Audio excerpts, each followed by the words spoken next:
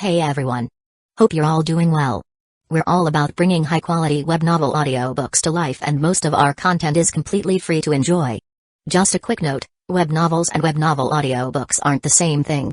Simply reading a novel out loud doesn't always make for a great listening experience. That's why I go through multiple rounds of rewriting and careful editing for every chapter to make sure the narration flows naturally and immerses you in the story, just like reading it yourself. These audiobooks are not just direct copies of the original novels. I've adapted them for a smoother, more engaging experience. And to be fully transparent, these adaptations are made for commercial purposes, so some chapters are paid content. But don't worry, this process is fully copyright compliant. I do all of this because I truly love web novels and audiobooks. I'm a huge fan, and this story is one of my personal favorites. YouTube update: recently, YouTube flagged some of our content for including mature themes, realistic violence, and darker story elements. As a result, we've decided to stop uploading anything that violates YouTube's guidelines. If you'd like access to the full, uncut versions including the more intense or mature content, you can find them on our Patreon page, where we upload everything first.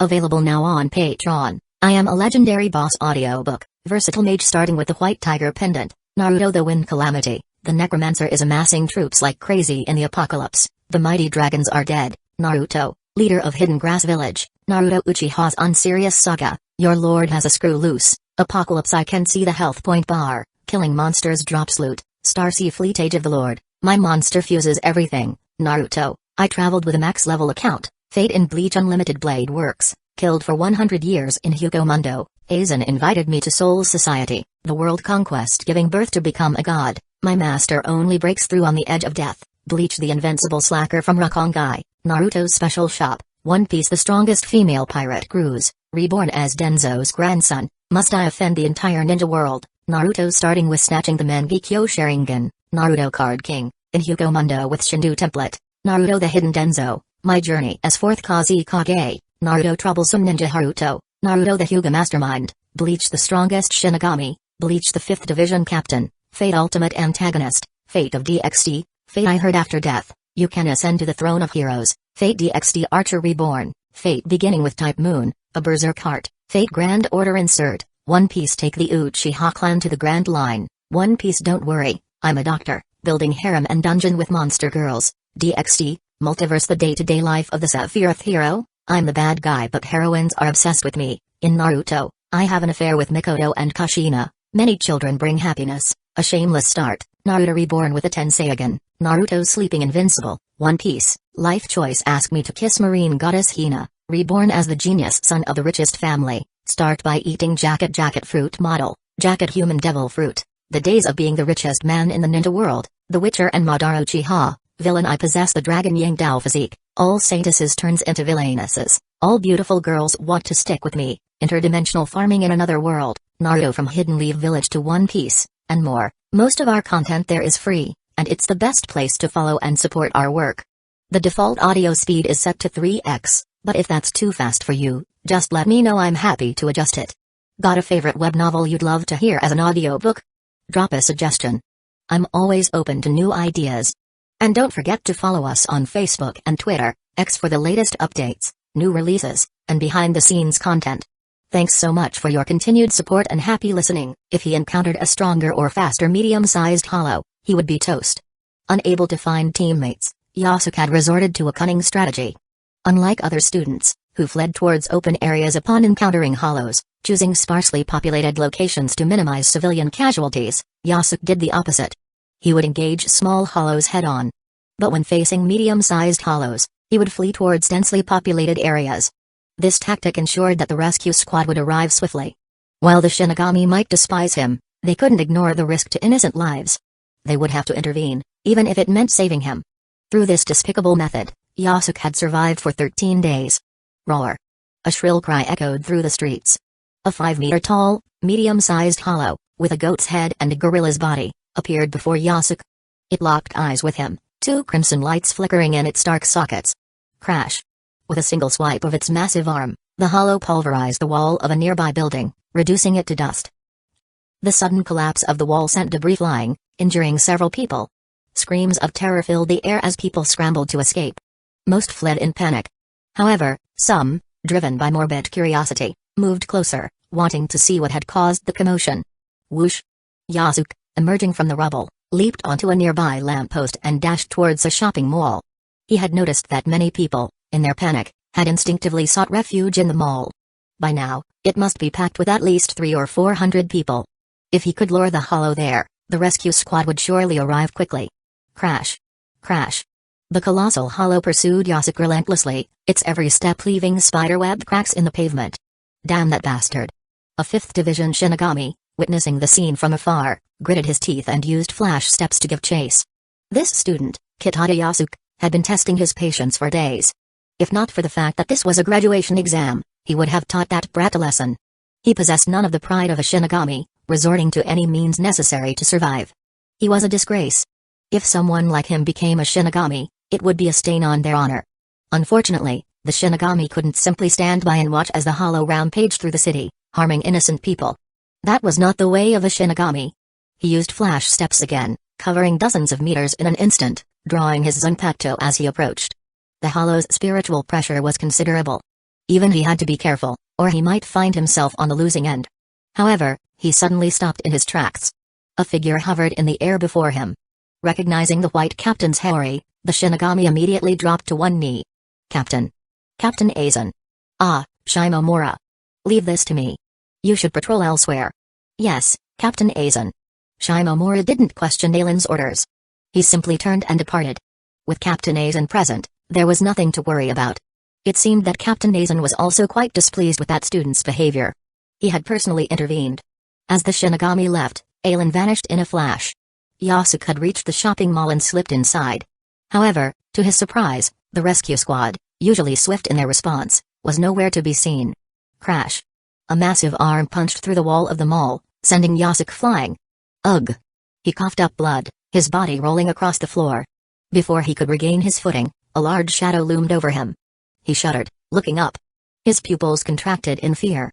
The 5-meter-tall hollow towered over him, blocking the moonlight and casting an imposing silhouette. People screamed and scattered, but the hollow, seemingly oblivious to their presence, stared intently at Yasuke. Gulp. He swallowed his blood. Cold sweat dripped from his forehead. It was terrifying. Where was the rescue squad? Why weren't they here yet? Weren't they worried about the hollow rampaging through the city? As the hollow remained motionless, its gaze fixed on him, Yasuke frantically searched for any sign of the rescue squad. To his dismay, there wasn't a single Shinigami in sight. No, wait. There was one. Besides the hollow's shadow, there was another dark spot on the ground. Based on the angle of the moonlight, the source of that shadow. It was in the sky. The rescue squad had arrived. Overjoyed, Yasuke looked up, but his heart sank as he recognized the figure descending from the sky. Captain. Captain Aizen? Captain Aizen, help me. Ignoring the question of why Captain Aizen had personally intervened, Yasuke channeled his spiritual pressure, launching himself into the air, hoping to draw the hollow's attention towards Aizen. He had undeniably grown from his experiences. He was no longer the terrified, helpless student from before, his legs turning to jelly at the sight of a medium-sized hollow. He could at least muster the courage to flee, even in a dire situation. However, whoosh! The hollow, with a casual swing of its long arm, swatted Yasuke away like a fly. Crash! This time, Yasuke's body smashed through 2 buildings before landing at Aizen's feet. Gurgle! Gurgle! Blood and foam bubbled from his mouth. His limbs were twisted at unnatural angles, most of the bones in his body shattered. Without immediate treatment from a skilled healer, he would likely die within minutes. His life was on a countdown. Aizen slowly descended, landing beside Yasuke. Captain Aizen, please. Help me. Yasuke's eyes pleaded for mercy. Chapter 219, The Rules Sigh. Aizen let out a quiet sigh, observing the flicker of hope in Kitada Yasuke's eyes. I apologize, Kitada. According to the new rule I implemented a few days ago, I cannot intervene unless I see a distress flare, not even for you. As you witnessed, I punished my subordinate for his mistake. If I were to break the rules myself without facing consequences, it would undermine my authority and erode the trust and respect of those who serve under me. So, Kitada, will you launch your distress flare? Yasuke's pupils constricted as he heard Aizen's words. Of course, he knew the new rule. After all, it was the loophole he had exploited to regain his eligibility for the exam. It was also the rule that had made him a pariah among his fellow students. Initially, for his own safety, Yasuke had always kept his distress flare in his left hand, ready to launch it at a moment's notice. Later, having discovered the more effective human shield, He had tucked the flare into his pocket, relying on the presence of civilians to attract the rescue squad. Now, his cunning tactic had backfired. Gazing at Aizen, who maintained a deceptively kind smile, Yasuke knew that if he didn't use his distress flare, Captain Aizen wouldn't lift a finger to help him. But the impact of the Hollow's attack had dislodged the flare from his pocket. His eyes darted towards the flare, lying 3 meters away. Despair washed over him. His limbs were broken, his bones shattered, each breath a reminder of his fading life force. 3 meters felt like an insurmountable chasm, separating him from life and death. Sensing the Hollow's gaze shift towards him, Yasuke steeled himself, summoning the last vestiges of his strength to roll onto his stomach. Although Captain Aizen stood beside him, he knew that without the distress flare, he would be left to die. If he pushed himself, he might reach the flare before the Hollow noticed him. To give up meant certain death. To fight meant clinging to a sliver of hope. So, with his body practically paralyzed, Yasuke, using his chin to drag himself forward, began his agonizing crawl towards the flare. His mind, hyper-focused on his desperate struggle, heightened his senses. Every jolt of pain, every scrape against the rough pavement, felt as if his skin was being peeled away layer by layer. Each movement threatened to send him spiraling into unconsciousness. But the primal urge to survive kept him going, driving him forward, inch by agonizing inch. In his single-minded pursuit of the flare, Yasuke ignored all the inconsistencies that should have raised alarm bells in his mind. For instance, in the past, whenever he had led a Hollow into a populated area, the rescue squad had arrived within seconds. Why, today, after fleeing for so long, hadn't a single Shinigami appeared? He had seen dozens of terrified civilians scattering as the Hollow approached. While he, as a Shinigami, possessed a more appealing soul, shouldn't the Hollow, driven by its hunger, have attacked those humans by now? It was highly unusual for a Hollow to ignore such easy prey. Moreover, the Hollow had relentlessly pursued him earlier, easily tracking his every movement. But from the moment he was struck down until now, as he slowly dragged himself across the ground, the Hollow had shown no signs of noticing him. Its behavior was completely different from before, as if it were a different creature altogether. The most glaring inconsistency was the speed of his crawl. It had taken him a full 30 minutes to cover the 3-meter distance to the flare. During those 30 minutes, the Hollow had been steadily approaching him. By now, it stood less than 5 meters away. Under the moonlight, its shadow already enveloped him. Yet, the Hollow remained oblivious. Perhaps Yasuke had sensed these discrepancies, but in his mind, there was only one path forward: reach the flare, launch it, and secure his rescue. Ugh! He coughed up another mouthful of blood, finally reaching the flare. He used his mouth to pick it up, turning his head towards Aizen. Well done, Kitata. You've retrieved your distress flare. Now, if you require assistance, launch it. The moment I see the signal, I will come to your rescue. What? Yasuke's jaw dropped as he heard Aizen's words. The distress flare was a device developed by the 12th Division's Shinigami Research and Development Institute, a beacon designed to summon help. It was incredibly easy to use. Simply grasp it firmly and channel spiritual pressure into it, triggering an explosion of rishi that would propel a colorful plume of smoke high into the sky. The rescue squad, upon seeing the signal, would immediately rush to the location and provide assistance. But with all his limbs broken, how could he possibly activate the flare? Hey! Hey! Ha ha ha! Laughter, laced with despair and bitterness, escaped his lips as the flare tumbled from his mouth, rolling a short distance away. It finally dawned on him. He had been played. Captain Aizen had never intended to save him. Captain Aizen, I'm just a lowly insect from Rukongai. Why go to such lengths to torment me? He asked. Kitata, what are you talking about? I am the chief examiner of this graduation exam. Fairness and impartiality are my guiding principles. How could I possibly stoop to such a petty act as targeting a single student?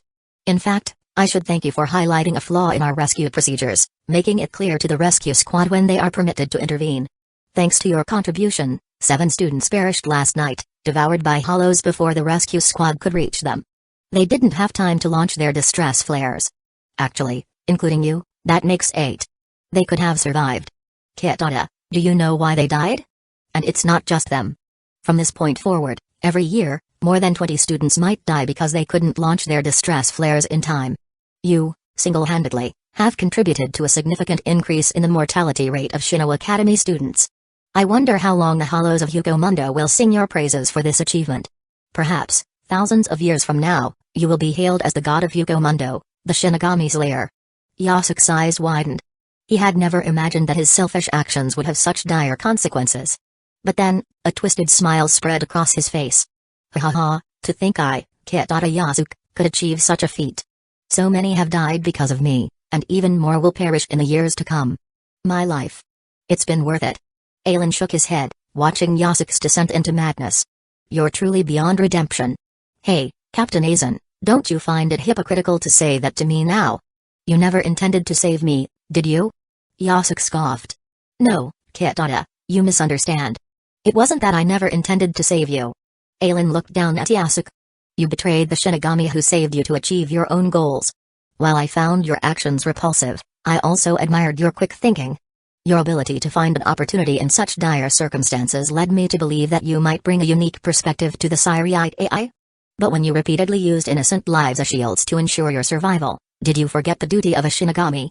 A Shinigami is tasked with protecting the living from hollows, guiding lost souls to the Souls Society, and maintaining balance between the three worlds.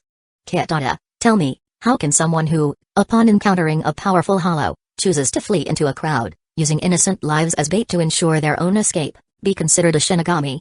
Yasuke's mind drifted back to his childhood. Over a decade ago, he had been an ordinary boy living in Rukongai. One day, a hollow had descended from Hueco Mundo, appearing near his village. It was a Shinigami who had saved them, battling the hollow and leading it away from the village. That day, Yasuke had vowed to become a Shinigami, to be as heroic as the one who had saved him and his village. Chapter 220, The Choice But. As Kitata Yasuke reflected on his recent actions, he felt guilty. When had he strayed so far from his childhood dream? Boom. While Yasuke was lost in thought, the hollow finally noticed him lying on the ground. It slammed its fist down, sending a shockwave that tripped through Yasuke's body, scattering his remains across the pavement. His eyes, once brimming with ambition, were now dull and lifeless. Screech. Having dispatched Yasuke, the medium-sized hollow turned its attention to Aizen, letting out a shrill cry as it leaped towards him. Another fool. Aizen muttered, shaking his head. Hado number 54, abolishing flames. With a flick of his wrist, a crescent moon of yellow flames shot from his hand, striking the hollow midair. Before the creature could even land, it was engulfed in flames and reduced to ash. After confirming the hollow's demise, Aizen turned and walked away. Behind him, the dense forest bore witness to the battle's aftermath. Several towering trees had been snapped in half, their broken trunks surrounded by a swarm of buzzing insects. In the end, less than 20 students survived the month-long ordeal, successfully completing the graduation exam. However, due to the unprecedented difficulty of the assessment, those who passed had all achieved a level of strength comparable to that of ordinary Shinigami. Within a decade or two of training within the 13th Division of Imperial Guards, most of them would likely ascend to the rank of elite Shinigami. Back in the Souls Society, within the Kuachiki Manor, Aizen's main body opened his eyes as his clone returned. He watched Rukia diligently practicing her swordsmanship beneath the cherry blossom tree, a sense of satisfaction washing over him. 5 years had passed, and Rukia had built a solid foundation in Data Kendo. Moreover, during those 5 years, she had also successfully manifested her Zanpakuto, learned its name, and achieved the strength of a seated officer. Unsurprisingly, Rukia's Zanpakuto was Soda no Shirayuki, renowned as the most beautiful Zanpakuto in the Soul Society. Rukia, Aizen called out. Rukia, hearing her teacher's voice, sheathed her Zanpakuto and approached him respectfully. Teacher. Rukia, today is the day the 6th-year students of the Shino Academy complete their graduation exams. Many divisions will be there to invite new recruits. If I'm not mistaken, this year's graduating class should be your peers from the academy. Your current strength is more than enough to handle some danger. I was wondering if you would like to participate in this year's division selection alongside your peers? What do you think? Rukia was taken aback by Aizen's suggestion. Had so many years truly passed? She hardly knew anyone from her graduating class. The only person she cared about was her childhood friend, Renji Abarai, with whom she had spent over a decade in Rukongai. Teacher, how is Renji doing? Ah, that young man with a knack for combat. He is quite skilled. He placed in the top 3 during this year's graduation exam. If you decide to participate in the division selection, he might even be more popular than you. What? Why? Seeing Rukia's confusion, Aizen decided to be straightforward. Typically, the Shinigami who attend the division selection are mostly elite Shinigami. Many of them are from Rukongai and naturally favor those who share similar backgrounds. You didn't participate in the graduation exam, but you're joining the division selection midway. In their eyes, you're a privileged noble, using your family connections to secure a position within the 13th Division of Imperial Guards. Without sufficient strength, someone like that would face a lot of resistance from the other Shinigami. While the nobles of the Soul Society generally possessed greater talent compared to those born in Rukongai, The Shino Academy accepted students from all walks of life. With Rukongai's vast population, some exceptionally talented commoners inevitably emerged. Over the past 2,000 years, commoner Shinigami had gradually gained influence within the 13th Division of Imperial Guards, rivaling the noble faction. Currently, 5 captains were of commoner origin: Jinikamaru of the 3rd Division, Sosuke of the 5th Division, Aizen's clone, Sajin Kamemura of the 7th Division, Kaname Tosen of the 9th Division, and Mayuri Kurotsuchi of the 12th Division. In fact, most Shinigami didn't necessarily discriminate against noble Shinigami. After all, they had access to knowledge and techniques passed down through generations, knowledge that was unavailable to ordinary Shinigami.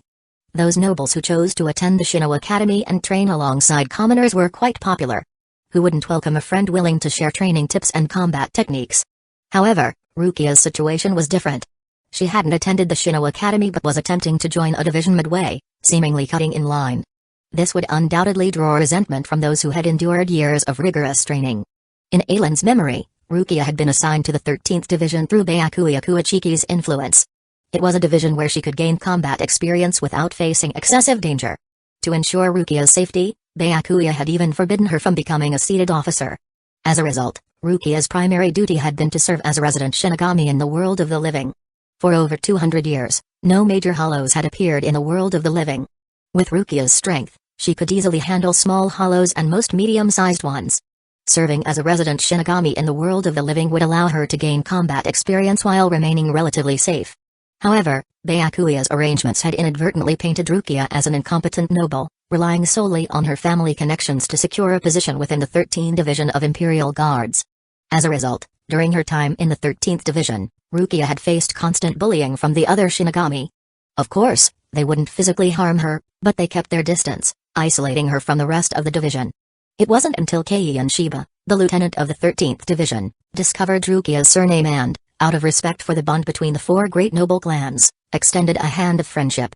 He treated Rukia with kindness, allowing her to experience a brief period of happiness within the 13th Division.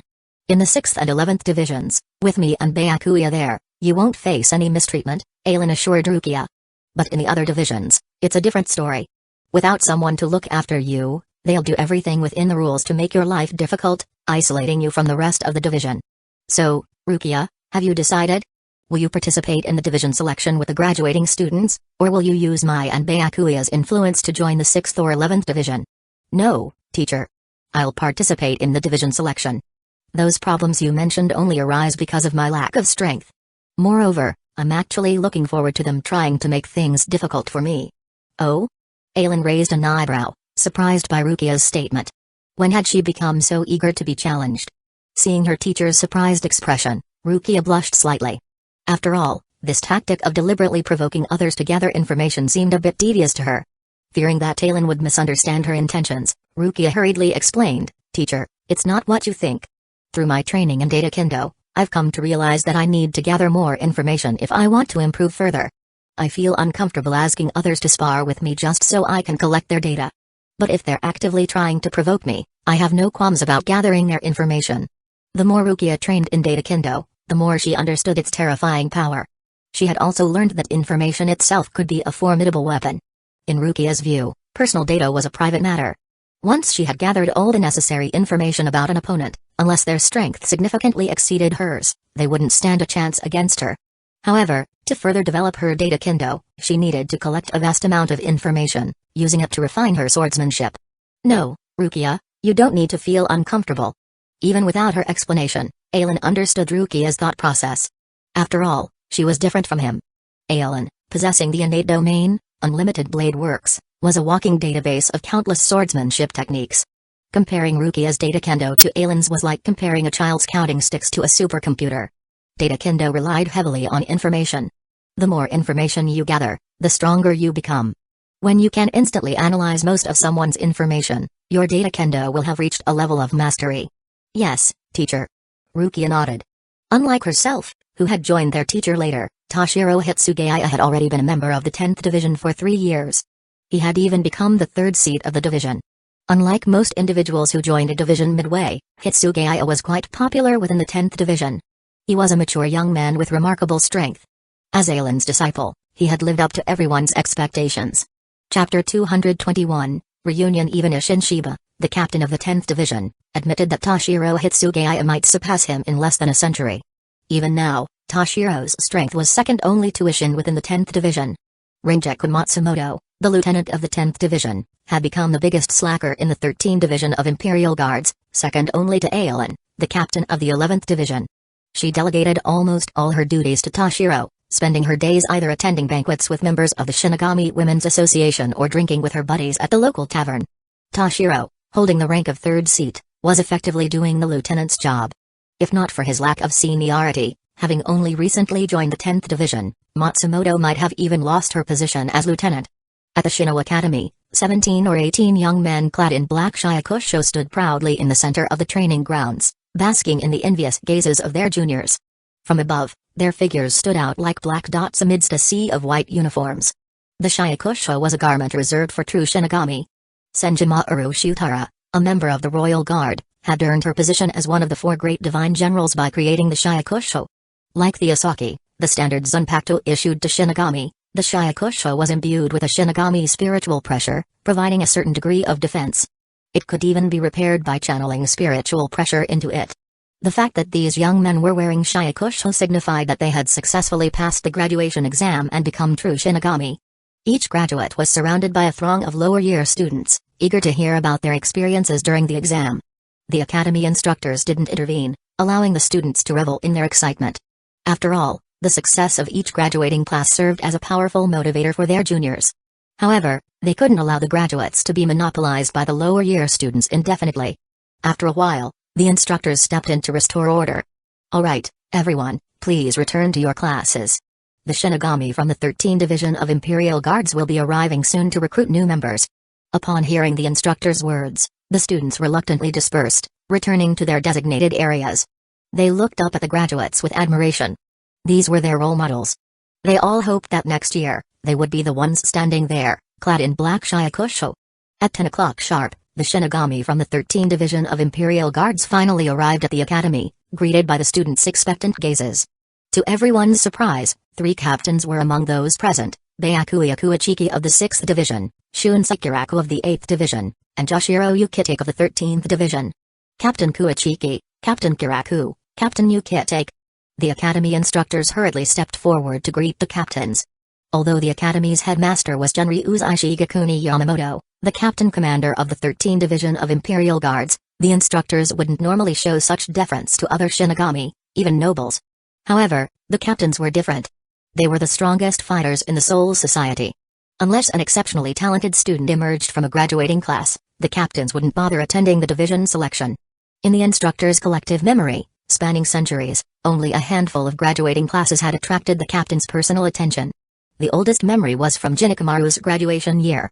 Ikamaru had completed 6 years' worth of training in a single year, his strength surpassing all other students in his class. Then, there was the year Kei and Shiba graduated. While Shiba wasn't as prodigiously talented as Ikamaru, his innate spiritual pressure had attracted the attention of several captains. Finally, there was Toshiro Hitsugaya. That year, Hitsugaya had bypassed the traditional graduation exam and joined the division selection through special arrangements. No one had objected, because even at that age, he had already mastered Shikai and possessed spiritual pressure rivaling that of a lieutenant. Isshin Shiba, the captain of the 10th Division, had been the first to offer Hitsugaya a position, securing him as the 3rd seat of his division.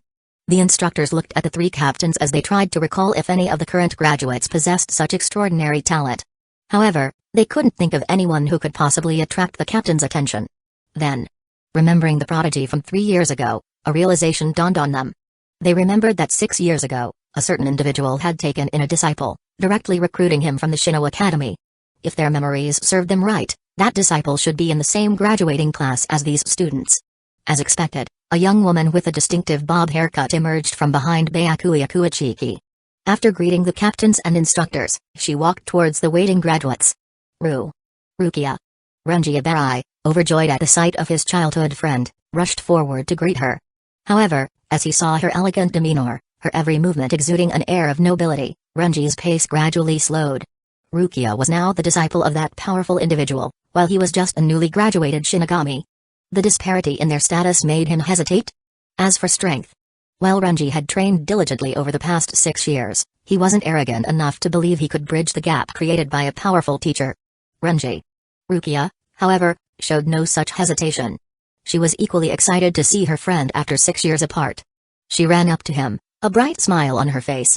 "It's been a while, Renji." She patted his shoulder twice, her expression softening. "And congratulations." "Ha ha, of course." With his insecurities dispelled by her warmth, Renji puffed out his chest and laughed triumphantly. "I was in class A before you, remember?" Perhaps the fact that he had been placed in class A while Rukia had been assigned to class C during their first year at the academy, a year focused on swordsmanship, would be a source of pride for Renji for the rest of his life. Rukia was still Rukia. Despite becoming the disciple of that powerful individual, she was still the friend he had known in Rukongai, his family. In Rukongai, Renji and Rukia, both possessing spiritual pressure, had been the leaders of their group. Rukia, with her analytical mind and strategic thinking, had earned the respect of their companions, even more so than the impulsive Renji. Even Renji unconsciously gravitated towards Rukia's leadership. As their family, Rukia was their big sister. When their friends, lacking spiritual pressure and unable to withstand the harsh environment of Rukongai, had passed away one by one, Rukia had been devastated. She didn't want to lose Renji, her last remaining family member. So, after burying her younger siblings, she had told Renji about her dream of becoming a Shinigami. Now, seeing Renji standing before her, healthy and full of life, Rukia felt tears of joy welling up in her eyes. It was wonderful. "Ha ha, Rukia, come, let me introduce you to my friends from the academy." With a few words, their friendship was rekindled. Renji led Rukia over to Momo Hinamori and Izurukira. "Rukia, these are my good friends from the academy, Momo Hinamori and Izurukira. They were my teammates during the graduation exam. Without them, I don't know if I would have passed. This one with the yellow hair is Izurukira. Don't let his quiet nature fool you, he's surprisingly reliable. And this is Momo Hinamori. Her Kido skills are the best in our class. Kira, Momo, this is Rukia, my family from Rukongai. I've told you about her." "Hello, Kira, Momo," Rukia greeted them politely. "It's nice to meet you. Renji, you idiot, you must have caused them a lot of trouble these past few years." After bowing gracefully to Kira and Momo, Rukia expressed her gratitude. She could imagine that with Renji's personality, he must have gotten into a lot of trouble after she left the academy. The fact that Kira and Momo were still Renji's friends indicated a strong bond between them. No, Renji has been a great help to us." Momo waved her hands dismissively. In fact, Momo wasn't exaggerating. While the three of them were all skilled, each class had its own cliques. Chapter 222, Choices. Those who didn't fit in were often ostracized. Momo Hinamori had it relatively easy. Being a girl, with her cute appearance and cheerful personality, she hadn't experienced much bullying. However, her cuteness had attracted unwanted attention from many male classmates. Her kind nature made it difficult for her to reject their advances, causing her a great deal of distress. After confiding in Renji Abarai, he had resolved the issue by beating up all the boys who had been pestering Momo, saving her from further harassment. Izurukira, on the other hand, had a much harder time. While Kira's overall strength wasn't bad, his Kido wasn't as potent as Momo's, and his swordsmanship wasn't as impressive as Renji's. He gave off an air of mediocrity, and his perpetually gloomy expression made him appear unapproachable. As a result, most of the academy cliques instinctively excluded him. Only Renji, the boisterous boy from Rukongai, oblivious to social cues and unconcerned with Kira's somber demeanor, had befriended him, bringing a ray of sunshine into his otherwise bleak academy life. After several conversations, Rukia, Renji, Momo, and Kira had developed a good rapport with each other. "By the way, do any of you have a division in mind that you'd like to join?" Momo suddenly asked. Due to the increased difficulty of the exam, only 20 students had graduated this year. This meant that instead of the divisions choosing the Shinigami might have the luxury of choosing their divisions. This was especially true for the three who had performed exceptionally well during the exam. "Haha, I decided long ago. I'm going to join the 11th division," Renji declared, pointing his thumb at himself. "Captain Aizen once told me that there's someone in the 11th division whose fighting style is very similar to mine. If I can learn from that person, my strength will improve tremendously." Rukia looked at Renji. He still remembered. When Aizen had taken Rukia as his disciple, he had told Renji that if he passed the graduation exam, he could consider joining the 11th division. He promised to arrange a suitable teacher for him. After 6 years of training at the academy, Renji had come to realize that without proper guidance, he might never be able to catch up to Rukia. He decided to take Aizen's advice and join the 11th division. The person Aizen had recommended must be incredibly strong, right? Wow, I'm sure Captain Aizen's recommendation is spot on. "Congratulations, Renji," Momo said enviously. Both she and Renji were from Rukongai. But Renji, with Aizen's recommendation, would undoubtedly progress quickly. Perhaps in a few years, he would surpass both her and Kira. What about you, Kira? Renji asked. Me? Kira raised his head slightly, glanced at Momo, then lowered his gaze. I'm thinking of joining the 4th Division. I believe healing Kido is a truly noble pursuit. I prefer healing Kido over destructive Kido. Oh, Kira, I thought you'd choose the 5th Division, Momo said, surprised. But knowing Kira, his choice made sense. What about you, Momo? Kira asked. Me? Momo tapped her chin thoughtfully. I haven't decided yet. I was quite impressed with the 5th Division during the exam. And Captain Aizen has taught us several times at the academy. Without Captain Aizen, we might not have gained such valuable insights. He taught us things that our instructors wouldn't. I'll look around a bit more. If there's a division that I really like, I'll prioritize that. Otherwise, I'll join the 5th Division. Ah, what a pity. We're all choosing different divisions. Renji shook his head, disappointed. However, none of them were surprised. Compared to those who had failed the exam and been sent to the Hollow Extermination Forces, they were at least staying in the Soul Society. If they wanted to meet up, they could always make time for each other. It was the best possible outcome. What about you, Rukia? Which division are you choosing? Renji asked. Me? Rukia hesitated. Under her current circumstances, joining the 11th Division was the best option. As a combat division, it offered ample opportunities for Rukia to gather information, both through sparring with her comrades and by battling hollows during missions. However, before bringing her to the academy, Byakuya had told her something that troubled her. Rukia, when you choose your division, I want you to choose the 13th Division. And for now, don't accept any position higher than an ordinary Shinigami. With her ability to activate Shike, Rukia was undoubtedly qualified to be a seated officer in any division. Some divisions might even offer her a position within the top 10 seats to secure her membership. Rukia was torn. Should she join the 11th Division with Renji, or should she obey Byakuya and join the 13th Division as an ordinary Shinigami? But why would Byakuya want her to do that? Didn't he know that as Aizen's disciple, if she wasn't even a seated officer, it would damage her teacher's reputation? She couldn't understand. Like Toshiro Hitsugaya before her, Rukia, as Aizen's disciple, attracted a lot of attention during the division selection.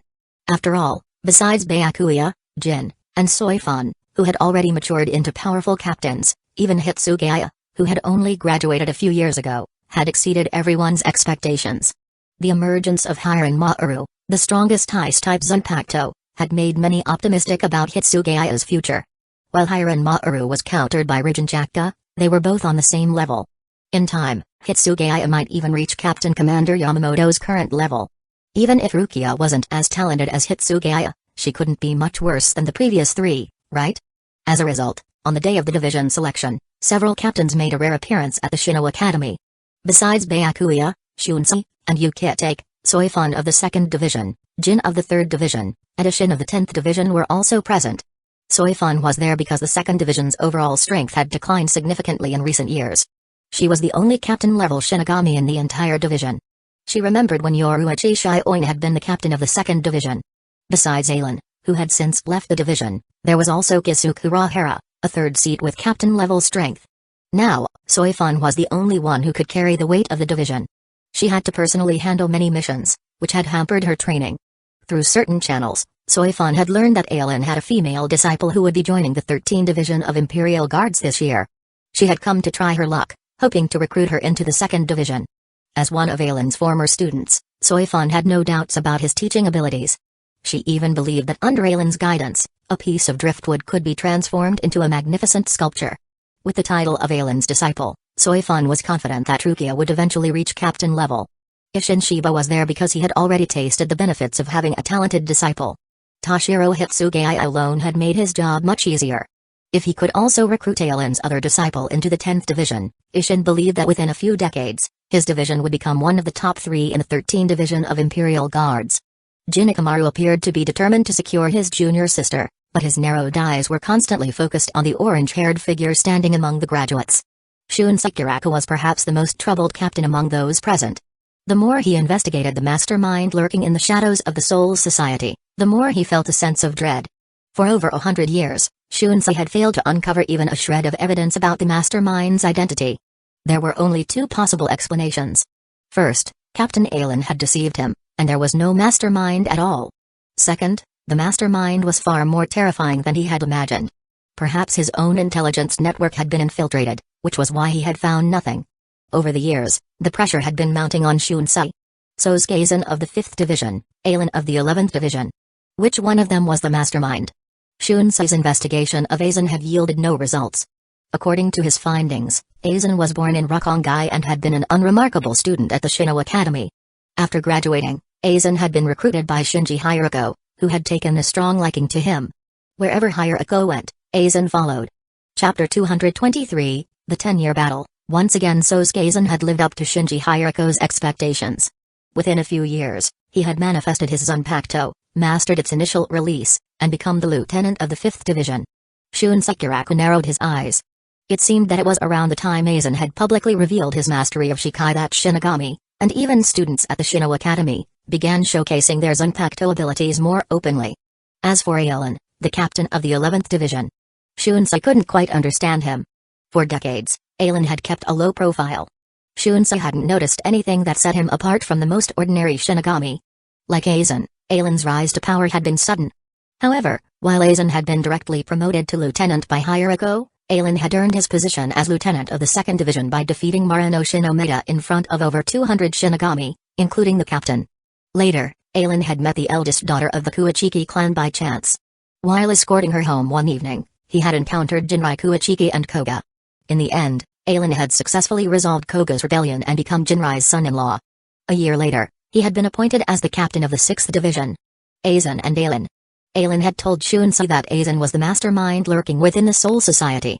While Aizen hadn't explicitly revealed his intentions, his actions, both overt and covert, seemed to be directed against Aizen. Their conflict had seemingly drawn the entire Soul Society into its web. Although both Aizen and Aizen had been quiet in recent decades, Shunsei didn't believe their rivalry had truly ended. The current peace was likely just a temporary lull, a period of preparation for their next clash, a clash that would undoubtedly shake the Soul Society to its core. Perhaps even Captain Commander Yamamoto wouldn't be able to quell the storm. In recent years, Aizen still visited the Shino Academy 2 or 3 times a year to answer students' questions and demonstrate his Zanpakuto abilities. Shunsei occasionally met with him there. However, Aizen rarely left the Kuachiki manor. Unless Shunsei invited him for drinks, Aizen spent most of his time at home. This made it difficult for Shunsei to learn more about him. Even the Onmitsukido couldn't gather much information within the heavily guarded estate of a prominent noble clan. So, Shunsei had decided to indirectly learn about Aizen through the person who had the most contact with him, Rukia Kuachiki. Shunsei remembered Rukia for 2 reasons. First, she bore a striking resemblance to Byakuya's late wife, Hisana Kuachiki. According to Shunsei's investigation, Rukia was Hisana's younger sister. Second, Shunsei had been present when Aizen had taken Rukia as his disciple. He had even served as a witness. Shunsei believed that Rukia might hold the key to understanding Aizen. Coincidentally, his good friend, Joshiro Yukitake, had told him that Byakuya had requested him to recruit Rukia into the 13th Division as an ordinary Shinigami. Shunsei sensed that something was amiss. With Aizen's teaching abilities, Rukia couldn't possibly remain an ordinary Shinigami.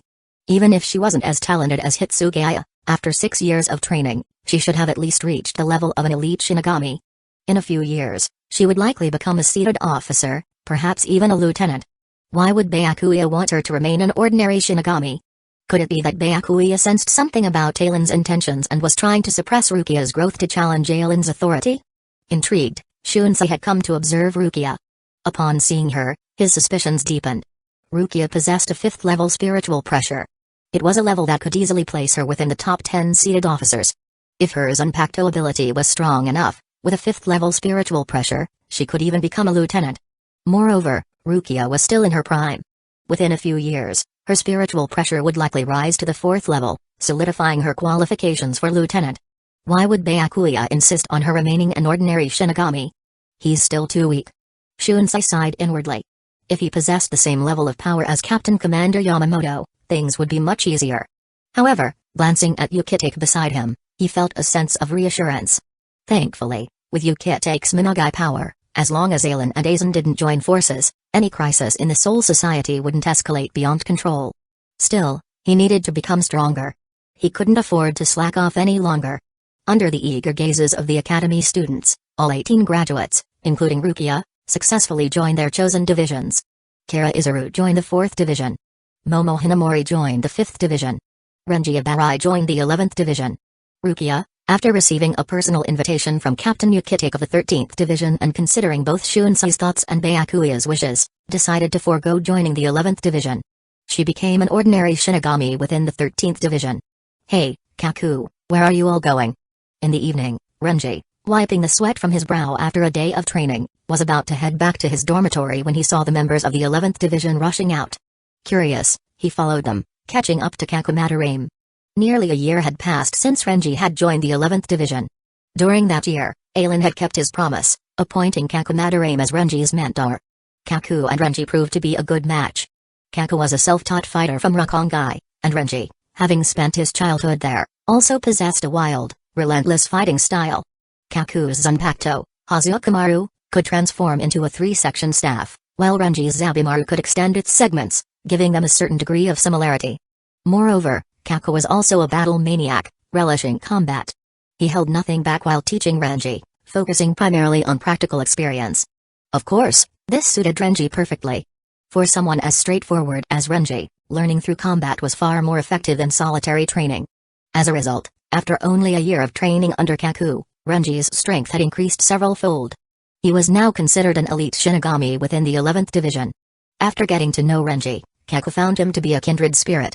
He felt that the title teacher was too formal and asked Renji to address him as Big Brother instead. Oh, Renji.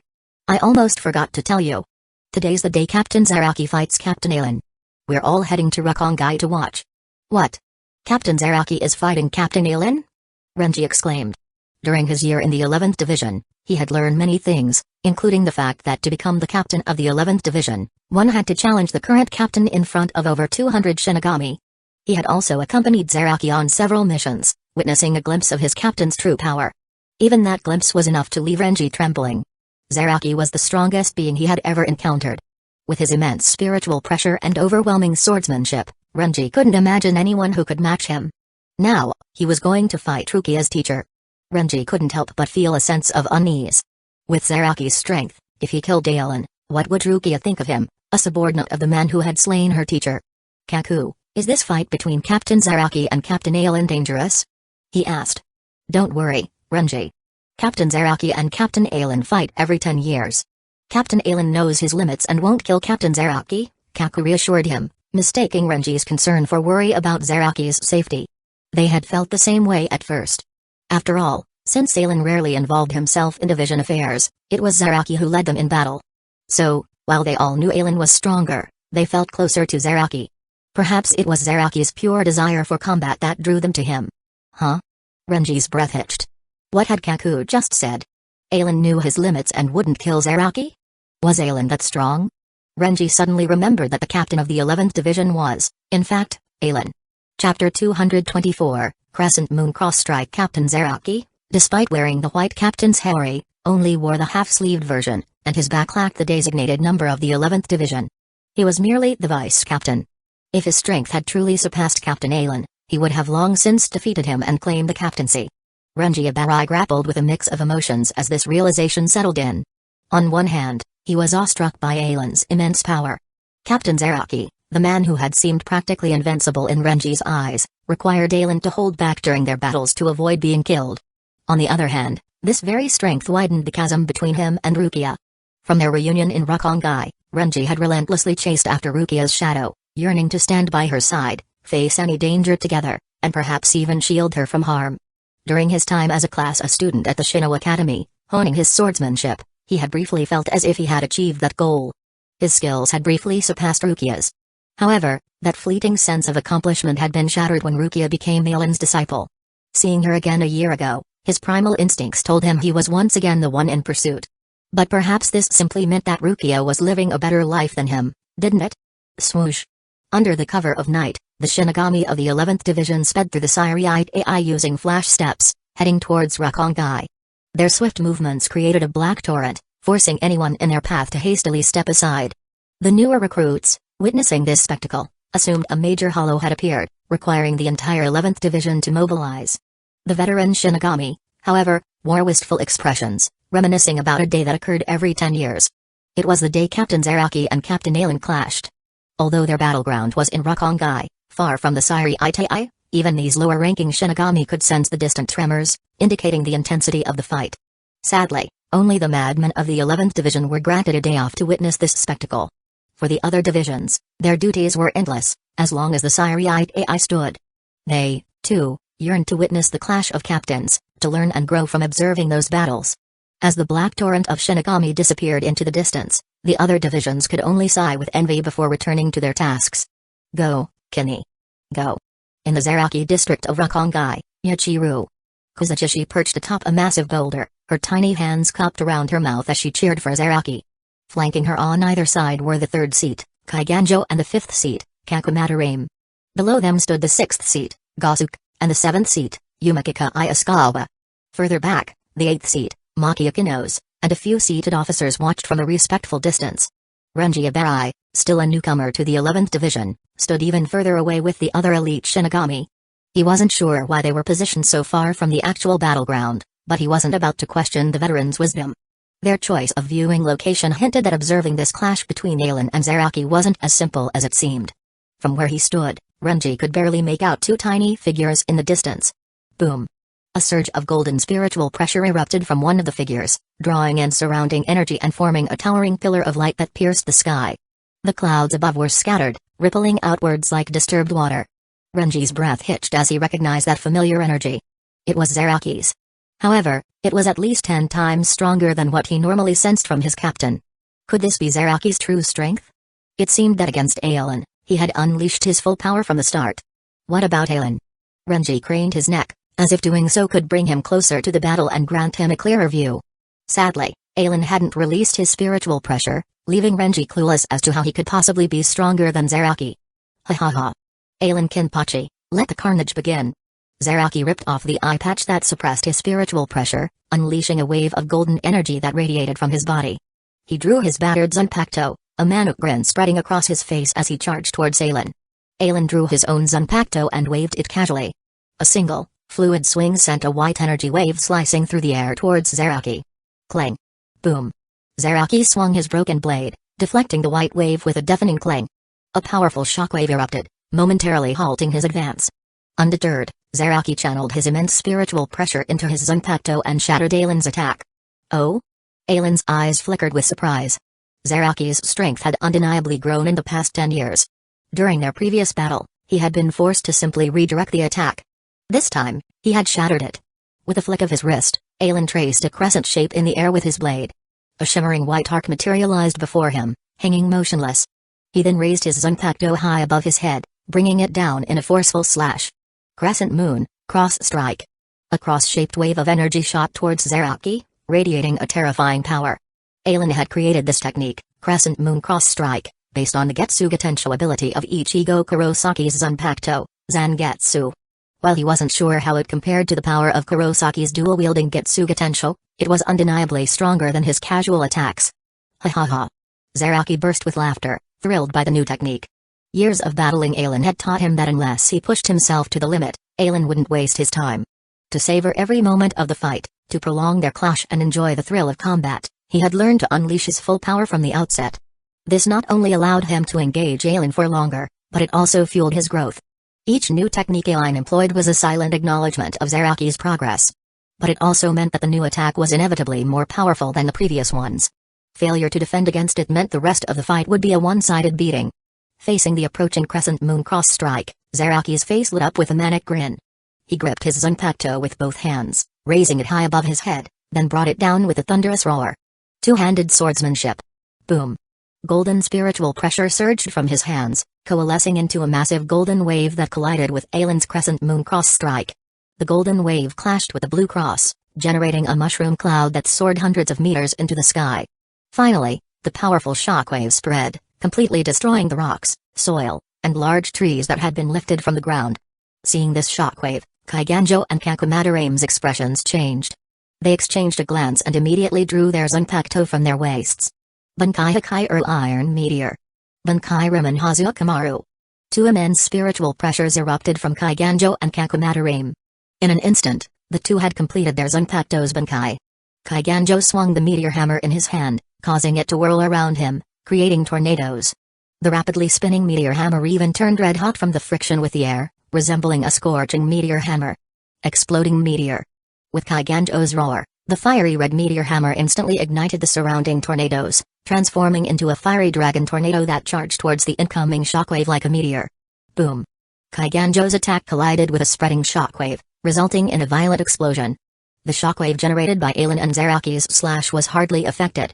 After a slight pause, it continued to spread outward.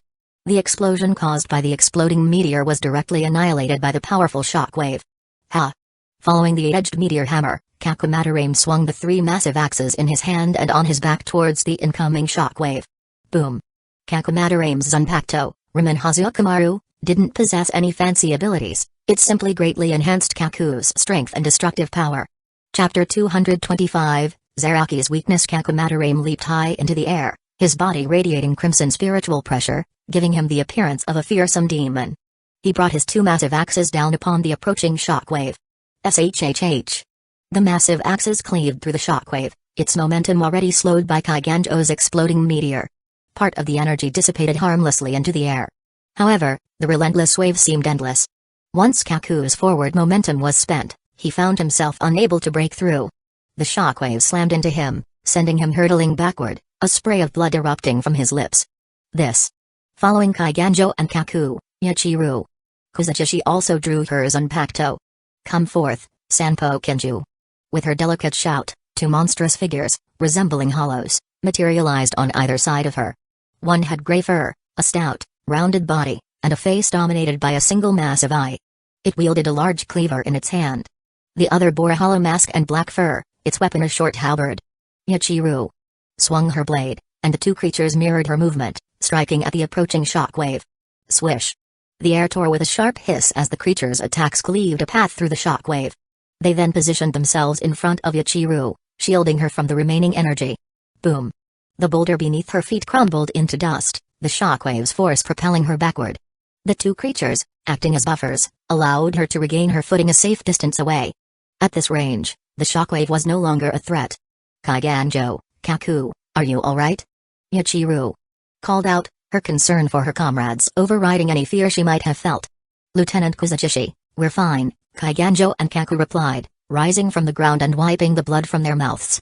While their injuries seemed more severe than hers, it wasn't a reflection of their strength. They had taken the full brunt of the shockwave generated by the clash of Aizen and Zeraki's attacks. Yachiru, with the help of her Zanpakuto, Sanpo Kinju, had been shielded by the two monstrous creatures. Their combined efforts had carved a path through the initial wave, protecting her from its full force. Captain Zeraki's getting stronger, Kaku remarked with a grin. Indeed. Last year, we could watch from that boulder, but this year, we couldn't even protect it, Kaiganjo added. We've retreated this far already. I wonder if we can even stay here when things really heat up. Such terrifying power. Renji Abarai watched the distant mushroom cloud with awe and trepidation. This was the clash of Captain Zeraki and Captain Aizen? As a deafening roar reverberated through the air, he saw Third Seat Kaiganjo and Kakumadarame unleashing their Zanpakuto. Their blades, transformed into forms unlike their usual releases, left Renji speechless. Third Seat Kaiganjo, Madarame. Are those Bankai? An elite Shinigami nearby overheard Renji's exclamation and turned to look at him. Seeing the bewildered expression on the newcomer's face, he chuckled, a hint of pride in his voice. Of course. Both Kaiganjo and Madarame achieved Bankai decades ago. They're both incredibly strong. Really? Renji stared in disbelief. During his time at the Shino Academy, he had attended Captain Sosuke lectures and learned about the immense power boost a Zanpakuto could provide. Aizen had specifically emphasized the second release, Bankai. According to him, only the captains of the 13th Division of Imperial Guards could achieve that level of mastery. It was the prerequisite for becoming a captain. While training under Kaku, Renji had sensed his mentor's strength, but he had never imagined that Kaku was strong enough to be a captain. And now, he discovered that even Kaiganjo was a Bankai master. Perhaps it was to be expected. After all, Kaku was only the 5th seat. If the 3rd seat hadn't achieved Bankai, it would be an anomaly within the 11th Division. But what about Lieutenant Kusajishi? Was the petite girl also a captain-level fighter? Looking at the Bankai-wielding Kaiganjo and Kaku, then at the distant figures of Zeraki and Aizen locked in combat, Renji felt a lump forming in his throat. Achieving Bankai was an incredible feat, and both Kaiganjo and Kaku were undoubtedly powerful. However, compared to Zeraki and Aizen, they seemed weak. Was the gap between captains truly that vast? He didn't have time to dwell on those thoughts for long. The shockwave, its power significantly diminished by the efforts of the seated officers, was upon them. Facing the approaching wave, every member of the 11th Division unleashed their spiritual pressure, drawing their Zanpakuto, and bracing themselves. While their skills might be comparable during sparring sessions, their ability to withstand the aftermath of Zaraki and Aizen's clash was a clear indicator of their true strength. The closer one could stand to the epicenter without being overwhelmed, the stronger they were. It was an unspoken truth within the 11th Division. If someone claimed to be stronger than another, yet retreated further when faced with the repercussions of their captain's battle, their claim would be dismissed as empty boasting. Aizen unleashed a series of energy waves, each less powerful than his crescent moon cross strike, but requiring far less effort. With his mastery of swordsmanship, he could effortlessly generate countless such attacks. While Zaraki had suffered some minor injuries after clashing with Aizen's crescent moon cross strike, they weren't enough to hinder his performance. If anything, they only fueled his fighting spirit. He roared with laughter as he charged through the barrage, his blade cleaving through the energy waves, shattering some, deflecting others. The attacks, despite their number, only slightly slowed his advance, inflicting minor wounds that did little to hinder his progress. Having broken through the barrage, Zaraki stood before Aizen, several new cuts marring his body. He laughed maniacally as he swung his Zanpakuto with all his might. Clang! Aizen parried the blow, their blades meeting with a deafening clang. A powerful shockwave erupted, radiating outward from their point of impact. Boom! Boom! Boom! Boom! Boom! The ground beneath their feet shattered, pulverized by the force of the impact. The shockwave ripped through the air, tearing apart everything in its path. This clash, a direct collision of their blades, was far more potent than the previous energy wave exchanges. For master swordsmen like Zaraki and Aizen, their blades held power far exceeding any energy attack. Unless it was a special spiritual pressure technique, energy waves were merely a tool in their arsenal. It was in close combat, in the clash of steel against steel, that they could fully unleash their mastery of swordsmanship. Spiritual pressure flared from the members of the 11th Division as the shockwaves slammed into them. The force of the impact staggered them, some even forced to retreat in humiliation. Those who had believed they had made significant progress in the past 10 years, who had attempted to stand closer to the epicenter, found their arrogance shattered. Even without suffering injury, they were unable to maintain their positions. They could only watch from a safe distance. The shockwave tore through the earth, leaving deep fissures in its wake. Then, with a final surge of power, it obliterated the ground beneath Aizen and Zaraki. Whoosh! Golden and blue figures flickered across the battlefield. With each clash, a surge of energy erupted, annihilating everything in its vicinity. Incredible! Renji unleashed his full spiritual pressure, forming a thin white barrier around himself to ward off the remnants of the shock waves. Chapter 226, Collision. Renji Ibarai's senses were overwhelmed. All he could perceive were countless explosions, the air filled with the deafening roar of clashing blades and the blinding light of erupting flames. The figures of Zaraki and Aizen were lost in a blur of motion, too fast for his eyes to follow. All he could see were the circular ripples of condensed air left by sonic booms, the fiery bursts of energy from their collisions, and the terrifying shockwaves that ripped through the battlefield. They were too strong. Even at this distance from the epicenter, Renji felt the tremors shaking his very core. Any closer, and he might be injured by the mere aftershocks of their battle. Even Kaiganjo, Kusagishi, and Kaku had retreated further than their initial positions. As he felt the ground beneath his feet tremble and heard the thunderous clang of their swords clashing, a memory surfaced from his childhood, before his time at the Shino Academy. He had felt the earth shake then too, a distant rumble echoing through Rukongai. It had been about 10 years ago. Could it be that what he and Rukia had experienced back then was the aftermath of a battle between Zaraki and Aizen? Clang! Their Zanpakuto collided once again, sparks erupting from the point of impact. The shockwave pulverized everything around them. Zaraki's body radiated golden spiritual pressure, enhancing his attack, defense, and speed. Yet, Aizen, seemingly unfazed, effortlessly countered every strike, his spiritual pressure barely even flickering. No matter how ferociously Zaraki attacked, he couldn't gain an inch. Boom! Their blades met, but there was nothing left to destroy in their immediate vicinity. Beneath their feet, a massive crater, hundreds of meters deep, had formed. The surrounding landscape resembled the desolate, yellow sands of Hueco Mundo. Clang! Clang! Clang! Clang! Their Zanpakuto locked in a brief stalemate, a shower of sparks flying as their immense strength pressed against each other.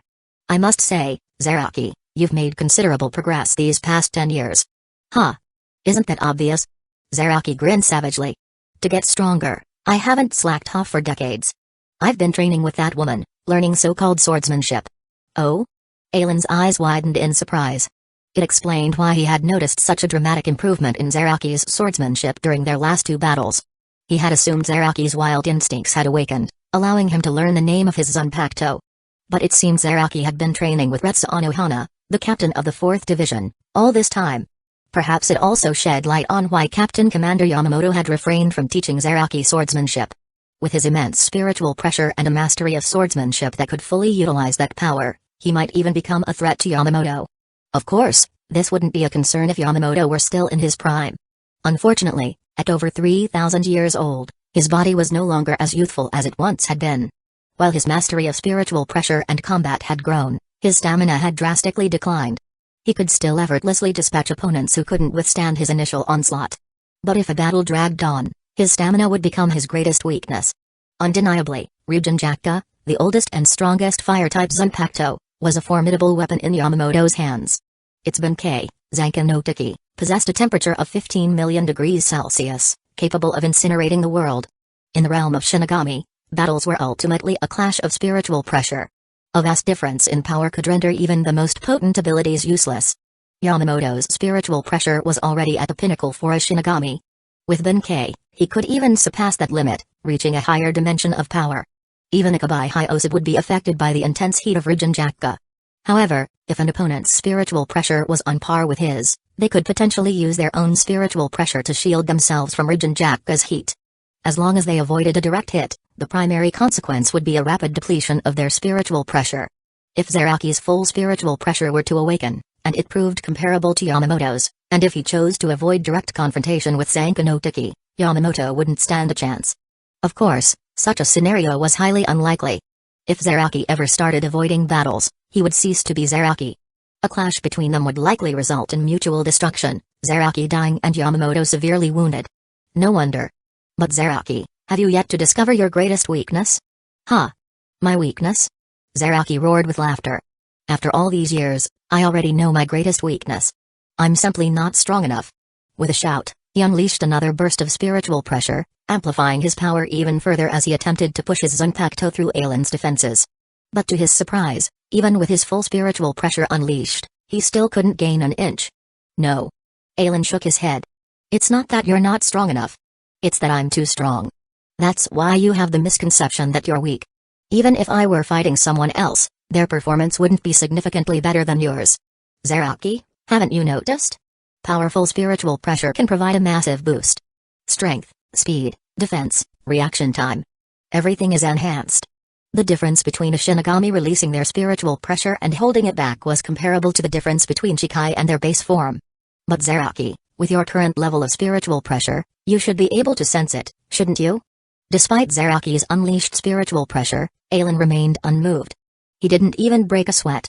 His voice was calm and steady. Huh? What are you talking about? Compared to Ailen's effortless control, Zaraki was practically fueled entirely by his battle lust. Oh, so your spiritual pressure still needs some work. Ailen's eyes flickered with disappointment. While Retsu Anohana was merely a persona created by Ichiru Anohana, who could say for sure that it wasn't a part of her true nature. The bloodthirsty killer, reveling in the thrill of combat, was Ichiru Anohana. The compassionate, nurturing woman, like an older sister, was also Ichiru Anohana. If possible, Ailen didn't want Zaraki to break through his spiritual pressure limitations and learn the name of his Zanpakuto at the cost of Anohana's life. Perhaps his own spiritual pressure was simply too overwhelming. What seemed like a massive power boost to others, that final step towards the limits of a Shinigami, felt insignificant to him. It had skewed his perception of Zaraki's spiritual pressure strength. However, he had never expected Anohana to successfully awaken Zaraki in a single night, while he had been trying to nudge Zaraki towards that breakthrough for decades, with no success.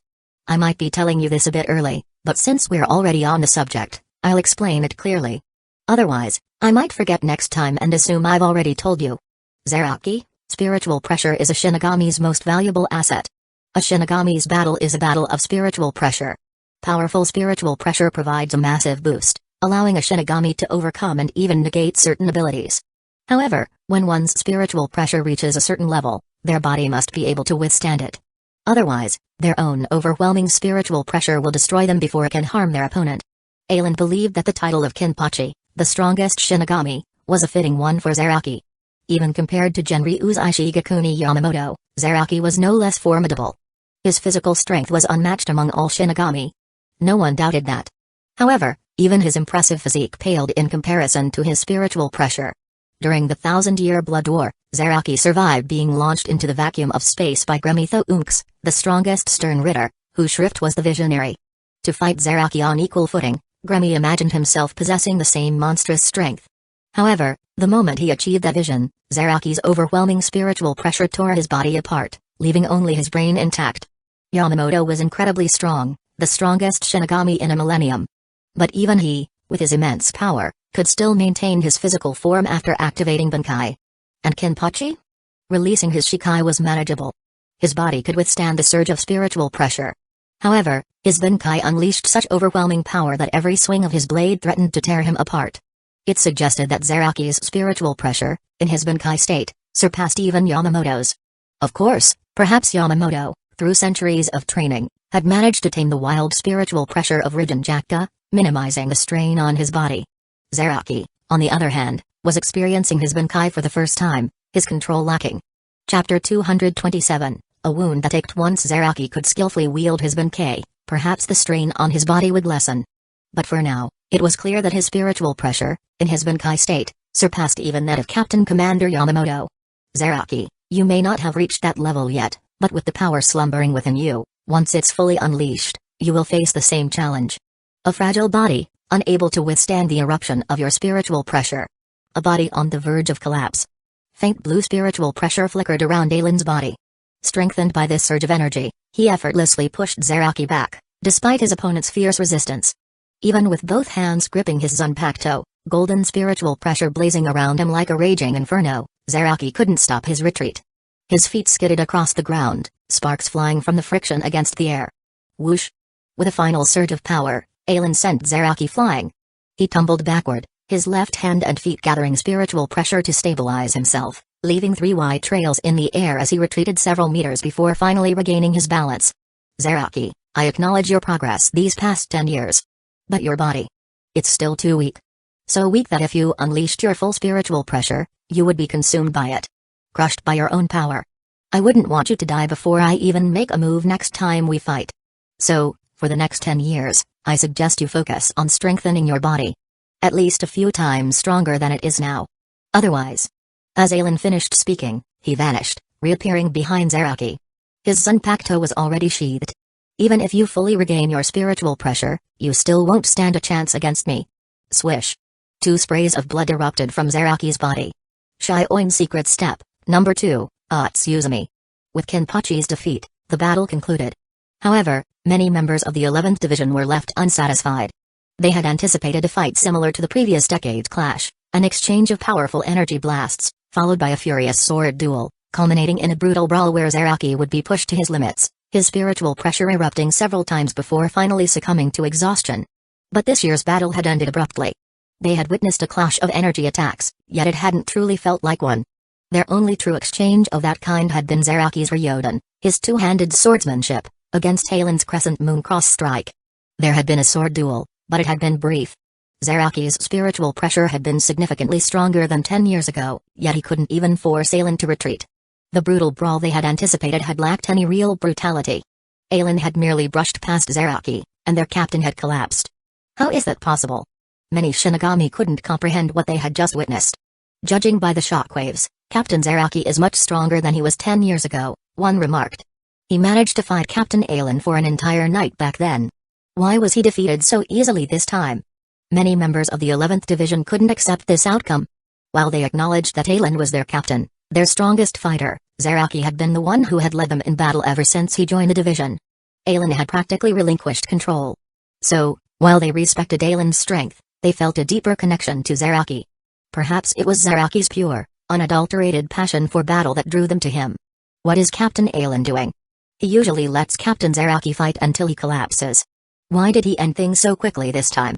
Could it be that he's threatened by Captain Zaraki's progress? Is he trying to crush his spirit? Silence. Kaku and Kaiganjo, carrying the heavily wounded Zaraki, were enraged by the murmurs of their comrades. What nonsense are you spewing? Haven't you seen how Captain Zaraki has grown stronger after every one of his battles with Captain Aizen? We should be celebrating his progress, not whining like children. Kaiganjo nodded in agreement. The previous battles may have been intense, but we all knew that Captain Aizen was holding back. The gap between their strength was too vast. It was like Captain Aizen was playing with him. The reason this battle ended so quickly is because Captain Zaraki's strength has finally earned Captain Aizen's recognition. This is the first time Captain Aizen has used his true power against him. As his subordinates, we should be happy for him. It means he is finally starting to catch up to Captain Aizen. Kaku's words echoed through the night, silencing the discontent. Kaiganjo looked around at the disheartened faces of his comrades. I understand that seeing Captain Zaraki defeated so quickly is upsetting. But we should be celebrating his progress. We all know that in a true battle, when you unleash your full power, it's difficult to hold back. The fact that he pushed Captain Aizen to use his true strength shows how much he's grown. I believe that after this battle, in the next 10 years, we will witness a true clash between them. And the shockwaves from that fight. Even Kaku and I might not be able to withstand them so easily. If your strength doesn't improve in the next 10 years, you might not even be qualified to watch. Kaiganjo and Kaku are right. Yachiru's voice suddenly rang out as she appeared before them, standing on Zaraki's shoulder, hands on her hips. You don't need to worry about Kenny. He had a lot of fun today. A lot of fun. She looked at Zaraki with pride. Despite his injuries, she could sense it. The seal that had suppressed Kenpachi's vast spiritual pressure had been cracked. He wouldn't need to experience a life-or-death battle to awaken his power anymore. The crack would widen, fueled by his spiritual pressure, until it finally shattered, allowing him to reclaim his full strength. Within the 4th Division barracks, Retsuano Hana pressed her right hand against her chest. Beneath her thick braids lay a hidden wound, a jagged scar that throbbed faintly. It was the day of the 10-year battle between Zaraki and Aizen. For over a decade, Zaraki, driven by his desire to defeat Aizen, had sought her guidance, learning the art of swordsmanship. And today, he had put his training to the test. Each time she had taught him, each time they had sparred, she had felt that wound ache. Centuries ago, when she had first encountered Zaraki, she had been caught off guard. He had pierced her chest in the opening moments of their fight, leaving that scar. Her retaliatory strike had been dodged, merely grazing his eyelid. The wound had weakened her, hindering her performance. But even if she had been at full strength, she knew she wouldn't have been his match. Aizen's battles with Zaraki, step by step, were breaking the seal that had suppressed his power. It filled her with both pride and regret. Pride that Zaraki, through those life-or-death clashes, was finally reclaiming his strength. And regret that she was the one who had sealed him in the first place. But fate had a cruel sense of irony. It wasn't she who was helping him break free. Whenever Zaraki and Aizen fought, she would feel that wound ache. While their battleground was a remote corner of Rukongai, the clash of their spiritual pressure resonated throughout the Siriite AI. All the captains could sense it. Zaraki's spiritual pressure, especially, was like a beacon, a towering pillar of golden energy. Those with keen eyesight could even see it from afar. Oh my! Captain Zaraki's spiritual pressure is truly frightening. Shunsei, the captain of the 8th Division, looked up at the distant sky. At the horizon, he could faintly discern a cluster of golden clouds. He knew they weren't reflecting the setting sun. They were Rishi particles, drawn together by Zaraki's overwhelming spiritual pressure, their density so great that they became visible. Chapter 228, The Mod Soul. Though I hate to admit it, Zaraki's spiritual pressure has completely surpassed mine. Sensing the energy radiating from afar, Shunsei sighed. As head captain Yamamoto's most prized student, Shunsei had never disappointed his mentor, excelling in strength, temperament, intellect, and leadership. Yamamoto even saw him as his successor, grooming him to become the next captain commander of the 13th Division of Imperial Guards. Thus, many of the Siriite AI's secrets were shared with Shunsei. Decades ago, when Retsuano Hana had requested Yamamoto to teach Zaraki swordsmanship, the head captain had agreed. However, upon meeting Zaraki, Yamamoto had changed his mind, teaching him a crude, unorthodox style that Zaraki despised, hoping to deter him from pursuing the path of the sword. Yamamoto hadn't kept this from Shunsei. When questioned about his reasoning, Shunsei had witnessed, for the first time, fear in his teacher's eyes, the man known as the strongest Shinigami in a millennium. Even Captain Aizen hadn't elicited such a reaction. Could it be that, in Yamamoto's eyes, Zaraki was an even greater threat than Aizen? It was then that Shunsei had learned a shocking secret from his mentor. Sigh. This is troubling. If the mastermind lurking within the Siriite AI is truly Aizen, then when he reveals his true intentions, on which side will Zaraki stand? The distant rumble of battle echoed through the air as Shunsei spread his spiritual pressure as far as he could, attempting to glean insights into the fight between Aizen and Zaraki. But as in previous decades, he could only sense Zaraki's spiritual pressure. Aizen remained hidden. Wait. That spiritual pressure. Shunsei suddenly shot up from his seat, his gaze fixed on the distant patch of golden clouds. He had just sensed a flicker of Aizen's spiritual pressure. It was faint, yet it felt heavy. Shunsei was no ordinary captain. For decades, driven by the pressure of Aizen and Sosuke Aizen, he had trained relentlessly, his strength growing exponentially. His spiritual pressure was already approaching the limits for a captain. Yet, he could sense a heaviness in Aizen's spiritual pressure. Such a level of power. Did even old man Yamamoto possess such strength? Had Aizen's spiritual pressure truly reached such a realm? Moments later, Shunsei slumped back into his chair, a sense of dread washing over him. Zaraki's spiritual pressure had vanished. No, not vanished.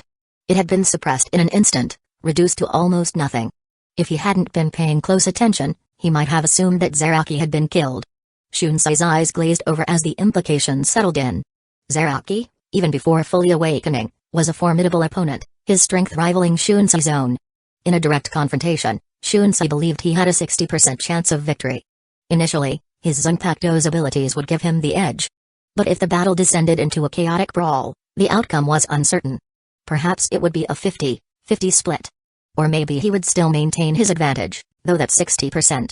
But even that Zaraki had been swiftly defeated. Judging by the brief flicker of Aizen's spiritual pressure, their captain was on a different level entirely. After the battle between Zaraki and Aizen, life in the Siriite AI seemingly returned to normal. However, beneath the surface, a sense of unease lingered. Almost all the captains intensified their training, pushing themselves to their limits. What Shunsei had sensed, they had sensed it too, to a lesser degree. Faced with such overwhelming power, how much of their strength would they be able to utilize? The members of the 11th Division also redoubled their efforts, training with unprecedented fervor. Kaiganjo, Yachiru, and Kaku's first-hand account had driven home a stark reality. The next 10-year battle might be the most spectacular yet. If they didn't increase their strength, they might not even be qualified to watch. A clash between Captain Aizen and Captain Zaraki would undoubtedly be a battle between the Siriite AI's most elite fighters. To miss such a spectacle would be a lifelong regret. Unlike the members of the 11th Division, Rukia Kuichiki's duties within the 13th Division were incredibly light. However, her seemingly ordinary performance fueled resentment among those who believed she had only avoided being sent to the Hollow Extermination Forces because of her noble status. They argued that her presence was an insult to the students who had failed the exam and been sent to Hueco Mundo. This was the unfair system that favored nobles. Rukia, in their eyes, was an incompetent noble, relying on her family connections to secure a position within the 13th Division of Imperial Guards. As a result, she faced constant resistance and harassment. Her tasks were deliberately made more difficult and time-consuming. Her fellow Shinigami refused to cooperate, forcing her to complete her duties alone. Rukia, however, chose to endure it. She hadn't retaliated. As a result, no one came to her defense. After all, she hadn't displayed any strength that warranted their respect. It wasn't until Keion Shiba, the lieutenant of the 13th Division, discovered her surname and, out of respect for the bond between the four great noble clans, extended a hand of friendship. He treated Rukia with kindness, creating a brief period of happiness within the division. Within the Shinigami Research and Development Institute of the 12th Division, a man with half-green, half-white hair sat before a wall of glowing screens, his fingers flying across the keyboard. Connected to the computer were dozens of incubation tanks filled with green nutrient solutions. On a circular platform, a small test tube held half a vial of swirling blue rishi. This was Kage Rosa Inaba, the 7th seat of the 12th Division and one of the Institute's most brilliant researchers. His knowledge of the Dangai, the dimensional void between worlds, was unmatched within the division. As a result, he held the title of Director of Dangai Research for the Siriite AI, controlling the access of countless Shinigami to the world of the living. However, this was only one side of Kage Rosa Inaba. He wasn't a true Shinigami. In fact, he wasn't even human. Centuries ago, a Shino Academy student named Oko Yashima had barely passed his graduation exam, eventually joining the 9th Division. Unfortunately, his lack of strength made him a target for bullying. Eventually, he was expelled and sent to the 12th Division, a division that didn't require exceptional combat skills. It was within the 12th Division that Oko's research talents were fully unlocked by Garyo Hikaifune, the former captain. He even surpassed his mentor in the field of soul modification. However, Hikaifune's research had focused on perfecting her soul implantation technique. Once she had successfully created modified souls, she had moved on, focusing on developing a method to implant those temporary souls into Shinigami, boosting their spiritual pressure. Hueco, however, continued his research in soul modification, eventually creating controllable mod souls, artificial souls that could be implanted into inanimate objects, granting them a semblance of life and consciousness. He used the Rishi of Shinigami to create these modified souls, imbuing them with the memories and abilities of the deceased. This meant that as long as the Siriite AI provided him with the Rishi of powerful Shinigami, he could create an army of mod souls. Sadly, when he presented his findings and proposed his plan to the Central 46, the nobles, fearing that Hueco would use this army to overthrow their rule, rejected it. They banned his research and sentenced him to imprisonment in Muken, the inescapable prison for those who dared to challenge their authority. Disillusioned with the Soul Society, and to evade capture while overcoming his own lack of strength, Hueco used Hikaifu's soul implantation research to split himself into two beings. Once they reached a certain level of power, they would merge, their spiritual pressure amplified by the complete soul implantation process. Chapter 229, The Ambush Kadrosa Inaba, or rather, the half of him carrying the memories of Hueco Yashima, was a cautious man. He feared that releasing his other half prematurely might lead to complications during their eventual fusion, a rejection that could jeopardize his meticulously crafted plan. Therefore, Inaba had kept his other half sealed within the Dangai, slumbering in the dimensional void. As a mere fragment of Hueco Yashima, Inaba's spiritual pressure differed significantly from his progenitor. However, guided by the memories imprinted upon his soul, he had spent centuries secretly collecting the Rishi of powerful Shinigami, crafting artificial bodies known as Jikon to house his creations. To avoid suspicion and ensure the success of his plan, Inaba would only gather Rishi after a captain had used a Senkaiman to travel to the world of the living, collecting the residual energy left behind. The faint blue Rishi swirling within a test tube on a circular platform before Inaba showcased his meticulous planning. It was the remnant of 5th Division Captain Sosuke Aizen's spiritual pressure, collected after Aizen had slain a medium-sized hollow in the world of the living just a few days prior. The moment the Shinigami and students from the Shino Academy graduation exam had returned to the Soul Society, Inaba had ventured into the world of the living to gather his prize. Now, with a symphony of crackling electricity and the hum of machinery, he meticulously extracted a specific substance from the Rishi. It flowed through a network of tubes, undergoing a series of reactions within various instruments, ultimately coalescing on another platform, forming a small, yellow pill. The experiment complete, Inaba, his back hunched with age, approached the platform, carefully sealing the pill within a tiny glass vial. He then scribbled a few words on the vial's label before shuffling over to one of the dozens of incubation tanks lining the laboratory walls. He manipulated a control panel below the tank, and a drawer slid open. He placed the vial within, closed the drawer, and turned to leave, a faint whisper escaping his lips. Soon, all that remains is. The laboratory plunged into darkness, leaving only Inaba's hushed words hanging in the air. As the last vestiges of light faded from the computer screens, a figure within the incubation tank became faintly visible. It was a middle-aged man with brown, curly hair and black-rimmed glasses, clad in a white captain's hurry.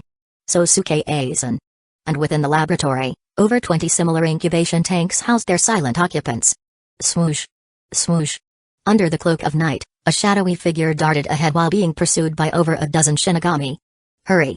I saw it head this way. Third seat, over here. One Shinigami, spotting the fleeing figure, called out to his superior. A calm voice responded. Hado number 31, Shako. A red fireball erupted, striking the spot where the shadowy figure had stood moments before. However, the figure had already moved, its speed exceeding that of the fireball. There. Another Shinigami, positioned ahead of the fleeing figure, saw it approaching. He alerted his comrades, but instead of retreating, he drew his Zanpakuto and swung it with all his might. Arg! A chilling scream pierced the night that shocked the pursuing Shinigami. Alberto. They recognized the voice. It belonged to one of their own. However, their calls went unanswered. Everyone, spread out. I'll handle this. The calm voice from before now held a chilling edge. A female Shinigami with long, black hair emerged from the trees, followed closely by the other Shinigami. Their eyes widened in horror as they saw their fallen comrade. Alberto. Their third seat, Miyako Shiba, called out softly, but the Shinigami named Alberto didn't respond. Grrr. Alberto's body twitched, then he raised his head, letting out a guttural growl. In the pale moonlight, Shiba and the others saw that Alberto's eyes had been stretched wide, their sockets now grotesquely large, consuming almost a third of his face. They were surrounded by a halo of bloody cracks, resembling a macabre flower. His mouth hung open, drool dripping from his chin, his tongue lolling out, nearly touching his chest. Be careful. That's not Alberto anymore. Seeing this scene, Shiba was immediately shocked and hurriedly reminded everyone. However, Shiba's warning was unnecessary. The sight before them made them grip their Zanpakuto tighter. Roar. Alberto charged towards them. Get out of Alberto's body, you monster.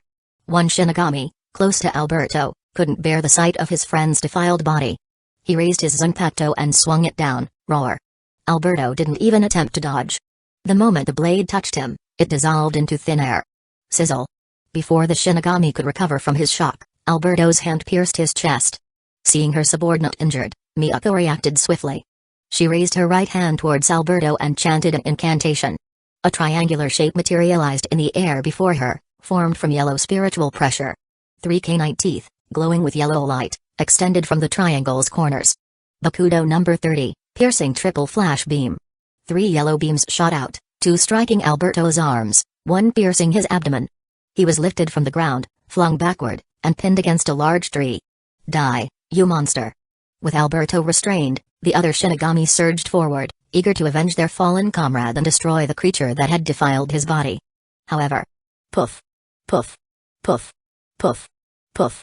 As each Shinigami's Zanpakuto touched Alberto, it vanished into nothingness. Before they could even register their shock, the 3 yellow canine teeth holding Alberto in place cracked and black lines spread across their surfaces. Get back. Everyone, run.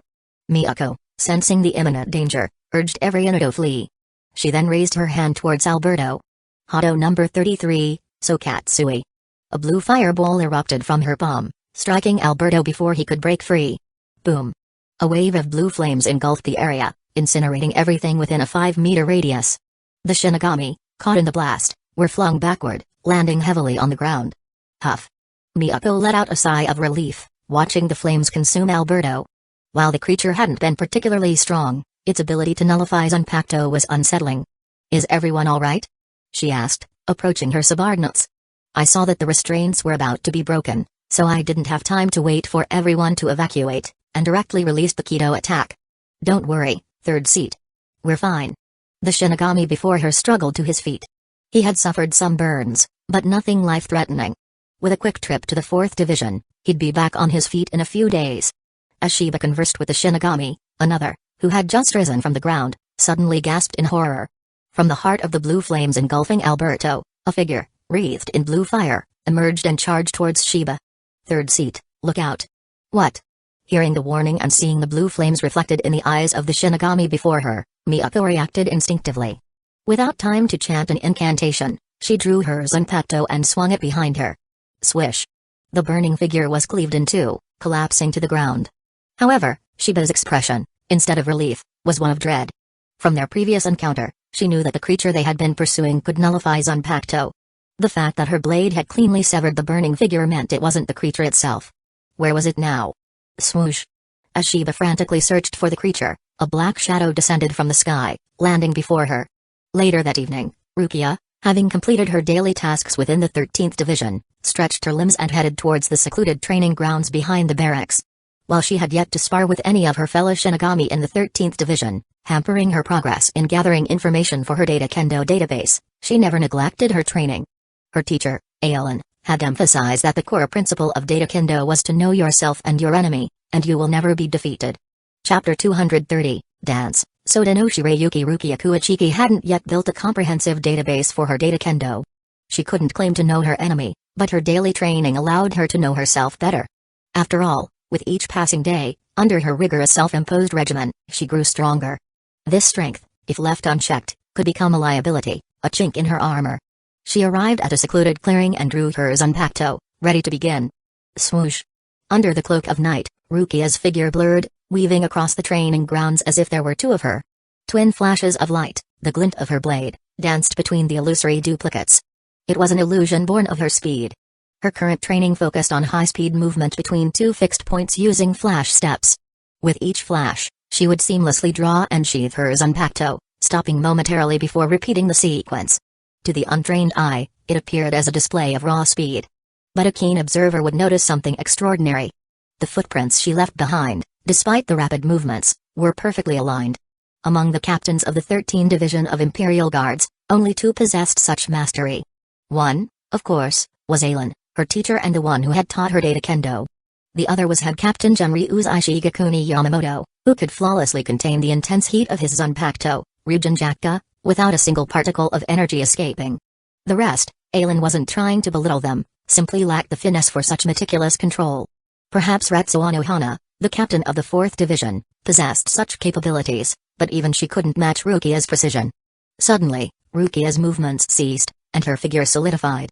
She raised her head at the distant horizon. This feeling. It's ominous. Hollow spiritual pressure. And 3rd Seat Shiba's spiritual pressure. Have they encountered a hollow? Rukia was astonished. This was the Sairi Itai, the heart of the Soul Society. How could a hollow have infiltrated their most heavily guarded territory? If this became public knowledge, it would undoubtedly shake the foundations of their world. The Sairi Itai, the seat of power within the Soul Society, was also a bastion of immense spiritual energy. For the hollows of Hueco Mundo, the Shinigami were a feast, their spiritual pressure a tantalizing aroma. But even those driven by primal instinct knew better than to approach the Sairi Itai. It was a place of death, not sustenance. To infiltrate the Sairi Itai was to court oblivion. What kind of fool would willingly walk into a lion's den? In the million-year history of the Soul Society, only the ancient Hollow King had dared to breach its defenses, defeating Head Captain Yamamoto and attempting to ascend to the Soul King Palace. No other Hollow had ever infiltrated the Sairi Itai. But that ancient king had possessed near invincible strength, brute force that had shattered their defenses. This Hollow, while strong, lacked the power to break through their barriers. How had it gotten in? Despite her bewilderment, Rukia pushed her doubts aside and sped towards the source of the Hollow's spiritual pressure. She sensed several Shinigami spiritual pressure signatures, flickering unfading, then disappearing entirely. When she arrived at the battlefield, she saw a Hollow descending from the sky, its limbs outstretched, about to strike Miyako Shiba. Rukia was too far away to reach them in time. In an instant, she calculated the distances, the speed of the Hollow, her own limitations. She raised her left hand, index and middle fingers extended. Bakudo number 37, 6 hanging ropes. Her voice rang out, clear and unwavering. A green beam shot from her hand, reaching the space between Shiba and the Hollow in a heartbeat. It transformed into a shimmering green hammock, anchored to the surrounding trees by countless strands of spiritual pressure. Bang! The Hollow crashed into the hammock, its weight stretching the spiritual pressure strands taut, bending the trees nearly to the ground. But for a brief moment, the attack was halted. Shiba, glancing up as she felt the tremor from the impact, wasted no time. She vanished in a flash of flash steps. Sizzle! The Hollow ripped through the green hammock, crashing into the spot where Shiba had stood moments before. Boom! Debris flew as the ground shattered, sending Shiba tumbling backward. She raised her arms to protect herself, but the sharp fragments still left bloody marks on her skin. Rukia, having closed the distance, drew her Zanpakuto. Rukia? Shiba, struggling to her feet, was stunned. As Kei and Shiba's wife, she knew Rukia. The quiet, unassuming girl had been brought to the 13th Division by Captain Yukitake, seemingly through the influence of 6th Division Captain Byakuya Kuichiki. Lacking any impressive displays of strength, Rukia had been ostracized by some of their subordinates. Keian, seeing her plight, had offered his friendship, and Miyako, as his wife, had also extended a welcoming hand. But the girl before her, the one who had just saved her life, was a far cry from the timid, bullied Rukia she had known. That Bakudo number 37, 6 hanging ropes, she had cast it without an incantation. Moreover, even without an incantation, its power had been sufficient to momentarily halt the Hollow's attack, giving Miyako Shiba time to react. Rukia's Kido mastery was no less than hers. Why had she allowed their subordinates to treat her so poorly? Countless questions swirled in her mind. But seeing Rukia facing the Hollow, she shouted a warning. Rukia, be careful. Don't let your Zanpakuto touch that Hollow. It can nullify any Zanpakuto that touches it. Oh? Rukia acknowledged Shiba's warning. If it only affects blades that touch it, then all I have to do is avoid touching it. She spun her Zanpakuto counterclockwise before her. Dance, Soda no Shirayuki. Her spiritual pressure quadrupled in an instant, but just as quickly, it was brought under control, not a single particle escaped. That spiritual pressure. Despite its fleeting presence, Miyako couldn't help but be awestruck. Rukia, upon releasing her Zanpakuto, had surpassed her in raw power. Moreover, her Zanpakuto. It was beautiful. The blade was pristine white, adorned with a long, flowing white ribbon that danced in the air as she moved, as if an unseen hand was guiding its graceful movements.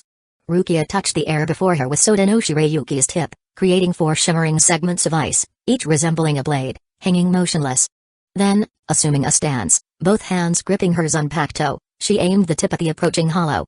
The four eyes blades shattered, transforming into countless white ice crystals that swirled around Rukia's blade, forming a miniature blizzard at her command. Second dance, Hakurin. Boom. A wave of freezing energy erupted from Rukia's Zanpakuto, engulfing everything in its path. The air itself froze, moisture condensing into a pale blue glacier. The hollow was completely encased in ice.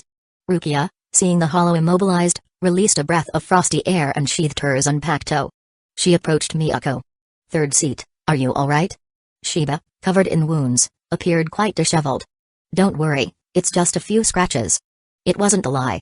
They had been pursuing this hollow for some time, its constant attempts to flee leading them to underestimate its true strength.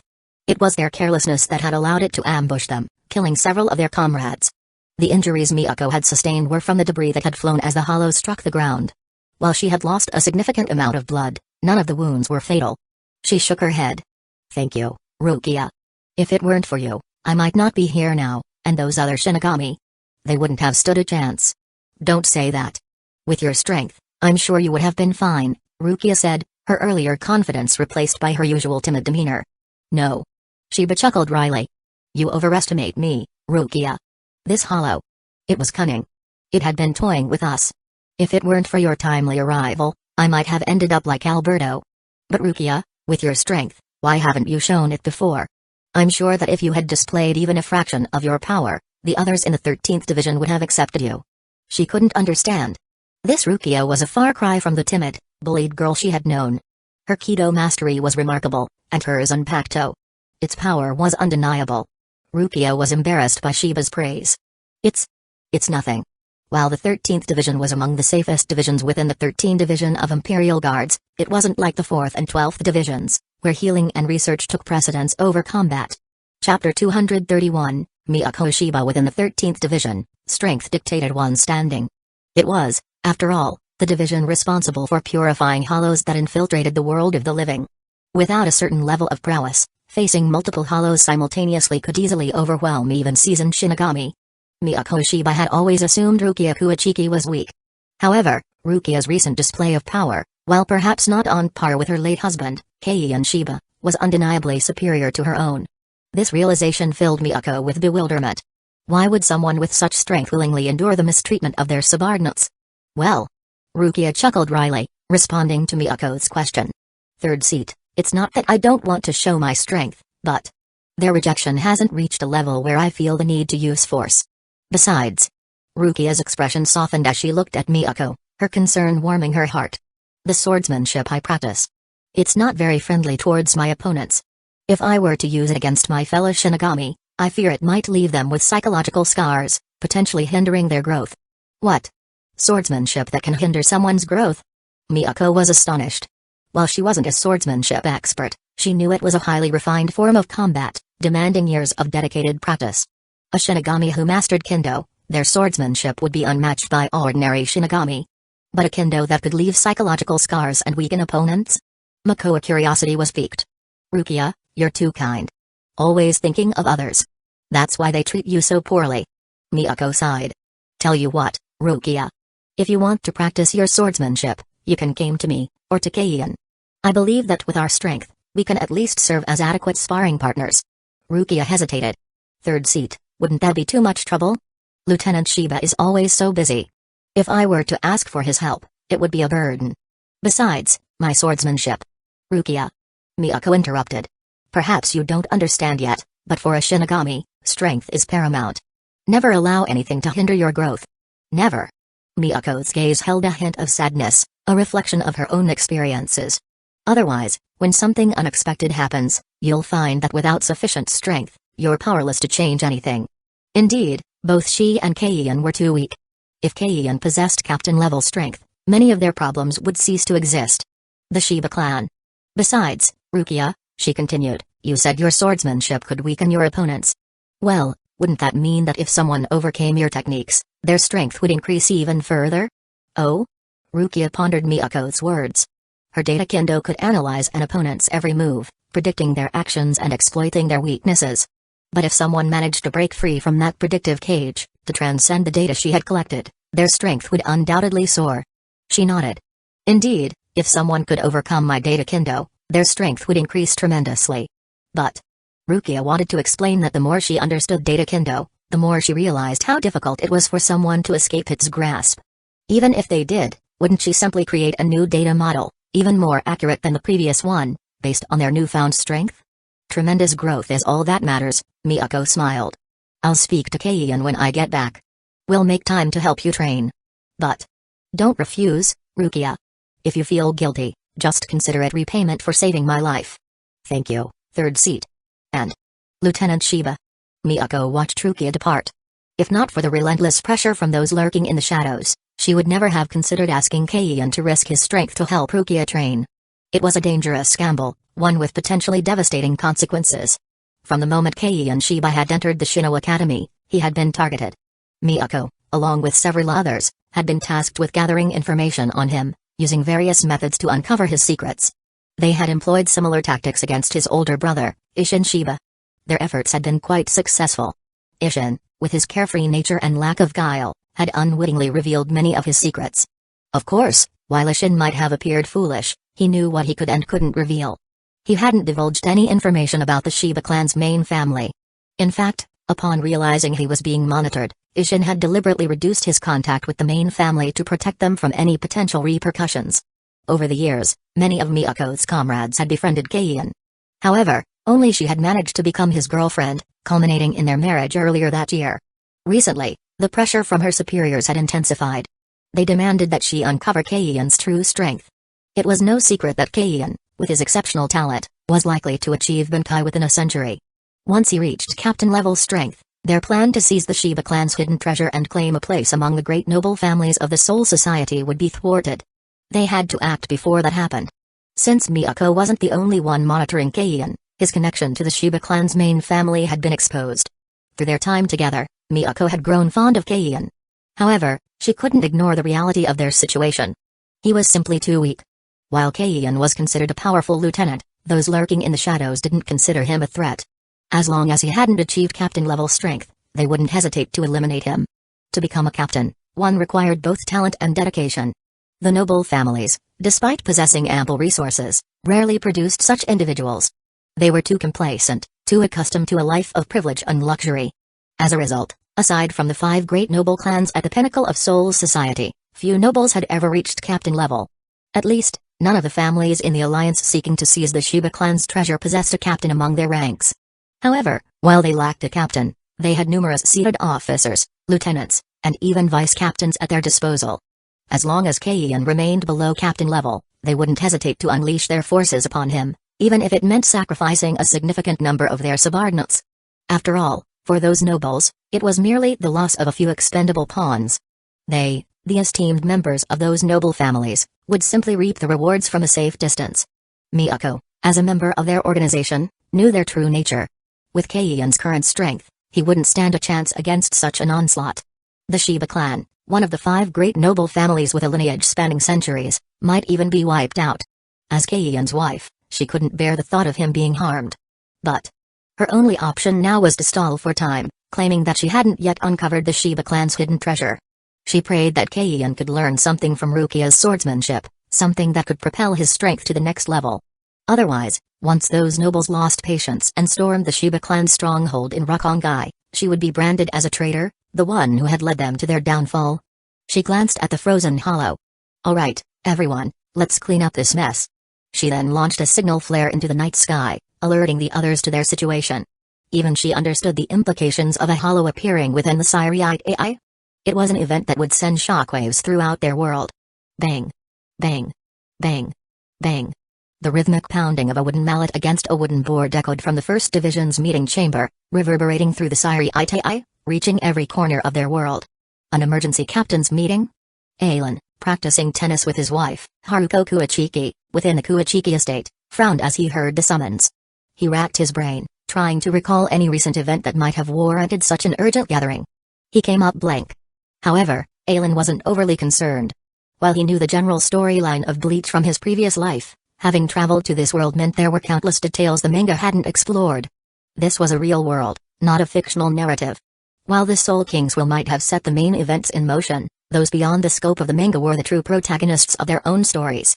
His own presence had undoubtedly altered the paths of many. Chapter 232, Holification Experiments? That there were things happening in the Siriite AI beyond his knowledge was hardly surprising. After all, this was a real world, not a predictable narrative. Apologies, Haruko. It seems the old man has summoned the captains for an emergency meeting. Why don't you entertain yourself with the servants for a while? I'll be back soon. Alright. With a quick apology to his wife, Aizen vanished in a flash of flash steps, heading towards the 1st Division barracks. Oh? Arriving at the captain's meeting chamber, he couldn't help but be surprised. Besides head captain Yamamoto, another captain was already present, Mayuri Kurotsuchi of the 12th Division. Aizen didn't believe for a moment that Kurotsuchi could have arrived before him. It could only mean one thing: this meeting had something to do with the captain of the 12th Division. Well, if it isn't Captain Kurotsuchi. It's been a while. Humphrey. If it weren't necessary, I wouldn't be caught dead in the same room as you, Kurotsuchi retorted, his tone laced with disdain. While his strength paled in comparison to Aizen's, he wouldn't yield verbally. Really? What a pity. It seems I've ruined your day once again. Aizen shrugged, unfazed by Kurotsuchi's hostility. He had, after all, thoroughly beaten the man once before. It was understandable that Kurotsuchi wouldn't harbor any fondness for him. However, while Kurotsuchi's strength might not be impressive in Aizen's eyes, he wouldn't underestimate the man. In a sense, Kurotsuchi's combat style resembled the data kendo he had taught Rukia. Both relied on gathering intelligence to gain an advantage over their opponents. In this aspect, Kurotsuchi was undoubtedly far ahead of Rukia. He had used his scientific expertise to create a vast database of information, allowing him to anticipate and counter his enemy's moves with ruthless efficiency. However, Kurotsuchi's weakness was also clear. His reliance on science required preparation. If he faced an opponent whose abilities were unknown, his strength would diminish significantly. Rukia, on the other hand, with her data kendo, could gather information on the fly, analyzing her opponent's every move and adapting her strategy accordingly. From this perspective, the upper limits of data kendo surpassed Kurotsuchi's science. With a shrug, Aizen took his designated position. The remaining captains arrived shortly thereafter, taking their places around the table. Bang! As was customary, head captain Yamamoto struck the floor with his staff before addressing the assembled captains. I have summoned you all here today to discuss a most disturbing matter. Last night, 3rd Seat Miyako Shiba of the 13th Division encountered a large hollow with the spiritual pressure of a Jillian while on patrol. What? A Jillian? Several captains exchanged surprised glances. Head captain, Isshin Shiba, the captain of the 10th Division, spoke up.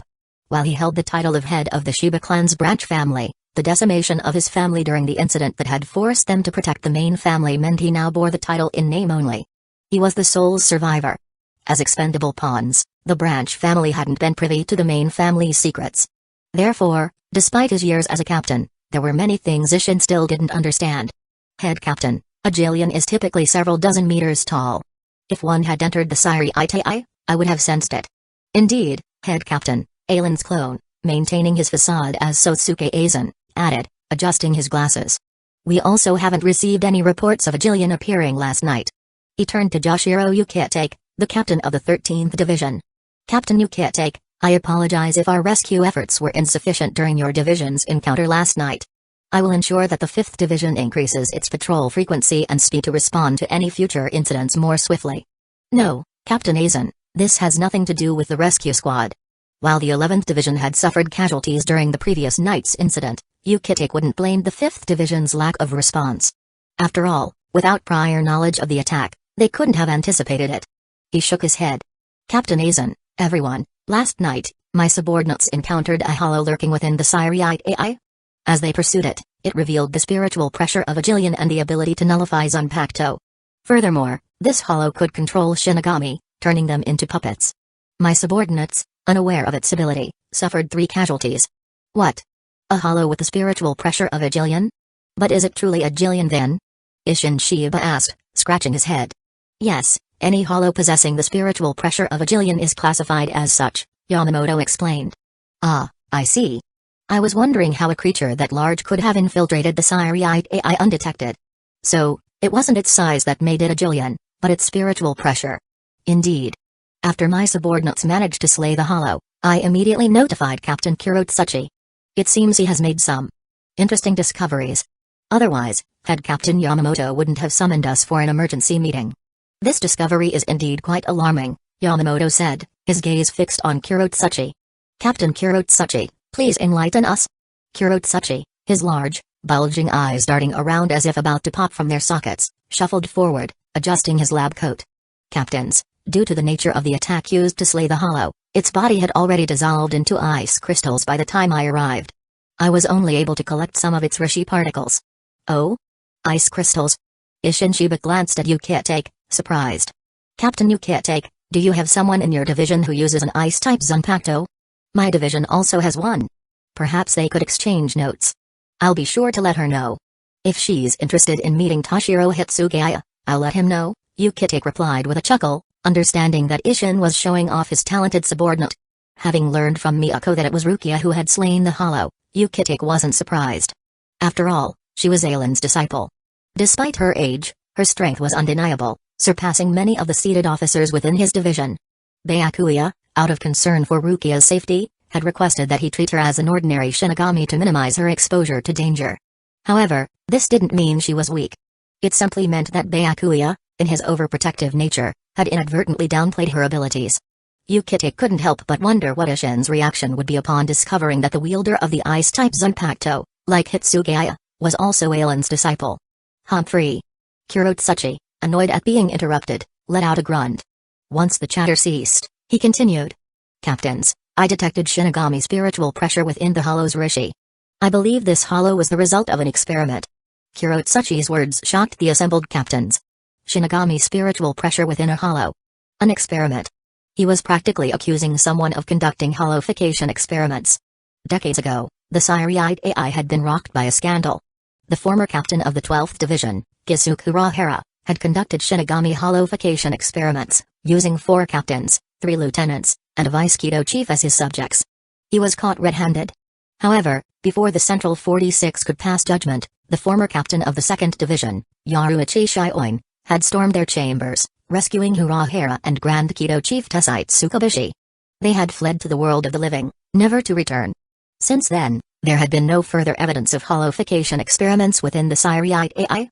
But now, Kurotsuchi had discovered Shinigami spiritual pressure within a hollow that had infiltrated their most heavily guarded territory. Could someone be conducting new hollowification experiments in secret? Hollowification experiments. Shunsei muttered, his gaze fixed on the tabletop. The moment Kurotsuchi had uttered those words, his instincts had drawn his attention to Sosuke Aizen of the 5th Division and Aizen of the 11th Division. Aizen maintained his usual affable smile, his expression unchanged despite the shocking revelation. Suddenly, Shunsei found himself questioning the sincerity of that smile. It felt artificial. As for Aizen, his expression had shifted subtly when Kurotsuchi had mentioned the experiments, as if he was recalling something. Could this incident be connected to Captain Aizen? Did he know something? Chapter 233, Joint Investigation. Troubled times indeed.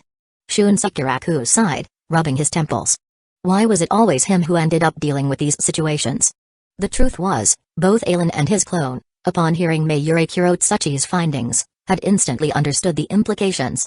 Naturally, their expressions shifted, revealing a flicker of recognition. However, Aizen's clone, masquerading as Sosuke Aizen, had subtly manipulated Shunsei's perception using Kyokusugetsu, allowing him to see only what Aizen desired. Aizen's main body, on the other hand, hadn't bothered with such deception. His reaction was genuine, easily observed by Shunsei. Perhaps Aizen would never have imagined that his honesty, his willingness to share information about Aizen with Shunsei, would backfire, sowing seeds of doubt in the captain of the 8th Division's mind.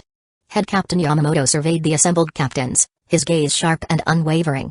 Hollowification experiments were no trivial matter. To conduct such research, one required 2 essential elements. First, strength. Without sufficient power, if the subject lost control and went on a rampage, who could possibly stop them? Second, scientific aptitude. Without a keen understanding of science and practical experience, even with access to Hollow Rishi, one wouldn't know how to initiate a reaction between it and a Shinigami's soul, achieving hollowification. The pursuit of strength was an innate human desire, amplified within the hearts of Shinigami. However, increasing one's power wasn't a simple task. Every Shinigami had their limits. Some were born at the pinnacle. Zaraki, for instance, possessed monstrous spiritual pressure from birth. As a child, without any formal training in swordsmanship, relying solely on instinct, he had defeated Ichiru Anohana, the first Kinpachi. He was a natural prodigy, destined for greatness. Others were destined for greatness from the moment they were chosen. Toshiro Hitsugaya, wielding Hirin Mauru, the strongest ice-type Zanpakuto, was an example. His potential was tied to the limits of his Zanpakuto. Then, there were those whose exceptional talent and dedication allowed them to ascend to the peak through sheer effort. Yoruichi Shioin was one such individual. She lacked Zaraki's innate power and hadn't been chosen by a strongest Zanpakuto. However, her training aptitude was unmatched, her progress in decades surpassing that of others in centuries. Moreover, she had even developed a technique rivaling the power of a Zanpakuto release, Shunko, a fusion of hand-to-hand combats and Kido. Her talent and ingenuity were undeniable. These individuals had no need to worry about their strength. Given enough time, they would naturally surpass their peers. However, not everyone was content with their limits. When a Shinigami felt they had reached their peak, with no further room for growth, they sought alternative methods to break through. Scientific research became their only hope. The former captain of the 12th Division, Garyo Hikaifune, was a prime example of this path's success. Through her research, she had developed artificial souls, consumable souls that could be implanted within a Shinigami, boosting their spiritual pressure. She had successfully used this technique to surpass the limits of a Shinigami. However, experiments were inherently risky. Over 1,000 years ago, the precursor to the Shinigami Research and Development Institute had initiated the Soul Reaper Project, an attempt to create artificial souls, a predecessor to Hikaifune's work. Sadly, the experiment had gone awry, resulting in a massive explosion that had devastated a tenth of the Sairi Itai, breached the barrier between the Soul Society and the world of the living, and unleashed modified souls into the human world, giving rise to the immortal bounce. It was no secret that some Shinigami, frustrated by their stagnant growth or seeking further power, turned to research to achieve their goals. In its million-year history, the Soul Society had witnessed countless experiments, many of which had resulted in devastation and unforeseen consequences. Holification experiments were among the most dangerous. While the data from many of these experiments had been sealed away by the nobles, inevitably, over the centuries, others would retrace the steps of their predecessors, driven by the same thirst for power. To prevent further disasters, the nobles had authorized the creation of an organization that would eventually become the Shinigami Research and Development Institute. This organization, along with the 12th Division, provided a controlled environment for Shinigami to pursue their research. Of course, this controlled environment meant constant monitoring by the nobles. Any research deemed too dangerous or resembling forbidden experiments would be met with swift punishment from the Central 46, the research data confiscated, and the researchers imprisoned. Through this system, the nobles had effectively curtailed many potentially catastrophic experiments. However, some individuals still managed to operate beyond their control, conducting their research in secret. Kisuke Hirahara was one such individual. His Zanpakuto, Benyime, possessed the power to restructure matter, transforming any location into his personal laboratory. And then there was Sosuke Aizen. He could probably infiltrate the 12th Division's laboratory, utilize its equipment, and complete his experiments without anyone even noticing. The captains, listening to Kurotsuchi's findings, remained silent. Decades ago, Hirahara had been exiled from the Soul Society for his holification experiments. His laboratory had been sealed by the Central 46. The hollow Kurotsuchi had encountered couldn't possibly be a remnant of Hirahara's work. It meant that someone else, within the Sairi Itai, was conducting holification experiments. Bang! Yamamoto slammed his staff against the floor, his eyes snapping open, unleashing a wave of spiritual pressure that washed over the room. His fury was palpable. Captain Soifun of the 2nd Division, Captain Shunsei Kiraku of the 8th Division. Head Captain, Soifun and Kiraku stepped forward. I expect you to uncover the origins of this hollow with all due haste. Should you find anything? Yamamoto's gaze shifted to Aizen. Captain Aizen of the 11th Division. Present, Head Captain, Aizen responded. I want you to accompany Captain Soifun and Kiraku throughout this investigation. Should they uncover anything, you are to apprehend all those involved. Understood. The other captains, observing the situation, recognized the head captain's determination. Aizen rarely involved himself in division affairs, preferring to spend his days within the Kuachiki estate. The 11th Division was practically run by its vice-captain, Zaraki. The fact that Yamamoto had specifically chosen Aizen to oversee this investigation, demanding his direct involvement, spoke volumes about the severity of the situation. The rest of you, be vigilant. Ensure that no other holified Shinigami appear within the Sairi Itai. Understood. After leaving the meeting chamber, Aizen walked alongside Soifun and Kiraku. Soifun, Kiraku, what are your thoughts on this situation? Anyone involved in holification experiments deserves to die. Soifun growled, her face contorted in a mask of rage. as if those conducting the experiments had committed some personal offense against her. Aizen chuckled awkwardly, understanding that Soifan was projecting her hatred for Urahara onto anyone involved in holification research. He couldn't fault her for her feelings. After all, it was Urahara's actions that had led to Yoruichi abandoning her, fleeing to the world of the living with Urahara and the holified captains and lieutenants. And you, Captain Kiraku? Sigh. There isn't much to go on. We can only investigate further, see if we can uncover any leads. Kiraku wasn't optimistic about their chances. Over the years, he hadn't found a single shred of evidence to incriminate either Aizen or Aizen. Actually, Aizen had left a trail of clues. However, those clues felt more like deliberate taunts, mocking those attempting to expose him. It was as if he was saying, "I've given you every opportunity, but you're still incompetent." This hollow, the one with Shinigami spiritual pressure. Perhaps it had been released by one of their subordinates. But after so much time, the evidence would have been meticulously erased. Captain Soifan, while both the 2nd and 8th divisions have intelligence units, the 8th focuses primarily on matters outside the Siriite AI. For internal investigations, the 2nd division is more adept. I believe it would be more efficient if we split the investigation. You handle matters within the Siriite AI, while my division investigates Rukongai. For Kiraku, regardless of whether Aizen or Aizen was the mastermind, neither was an opponent he could handle. It was better to focus on increasing his own strength while they were still in their incubation phase. With the power of his Zanpakuto, once his spiritual pressure reached a certain level, he would be able to challenge either Aizen or Aizen. Since this hollow had been discovered within the Siriite AI, Kiraku wanted nothing to do with it. If they uncovered something substantial, it might provoke one of them, leading to an unwanted confrontation. It was better to let Soifan handle this mess. Indeed. That would be the most efficient way to proceed, Soifan agreed, nodding. Chapter 234, Expectations. Shunsei. Kiraku was right. The 2nd Division's execution force specialized in gathering intelligence within the Siriite AI. While they did have some external sources, their capabilities paled in comparison to the 8th Division, whose expertise lay in gathering information from beyond the Siriite AI's walls. After all, Kiraku and Yukite were close friends. Their subordinates also knew each other well. Many of the Shinigami stationed in the world of the living were members of the 13th Division, but they also served as informants for the 8th, providing valuable intel about the human world. Soifan, unaware of Kiraku's subtle machinations, readily agreed to his proposal, believing it would streamline their investigation. She then turned to Aizen. Captain Aizen, Head Captain Yamamoto has requested your assistance in this investigation. Now that the 2nd and 8th Divisions have divided the workload, would you prefer to investigate within the Siriite AI with me, or in Rukongai with Captain Kiraku? Since the hollow was discovered within the Siriite AI, I believe it would be more efficient to investigate here. I'll accompany you, Captain Soifan. Very well. Soifan nodded. Aizen's choice aligned with her own. Then, Captain Kiraku, we'll get started, she said, turning to address Shunsei. I wish you all the best in your endeavors, Captain Soifan. With a wave of his hand, Shunsei departed, eager to lead his subordinates into the sprawling districts of Rukongai. Swoosh. Soifan, known for her impatience, vanished in a flash of flash steps, heading towards the scene of the incident. Aizen, with a single thought, followed close behind. Soifan glanced at Aizen, not slowing her pace. While she didn't know the true extent of his power, having trained under him, she understood that his strength far exceeded her expectations.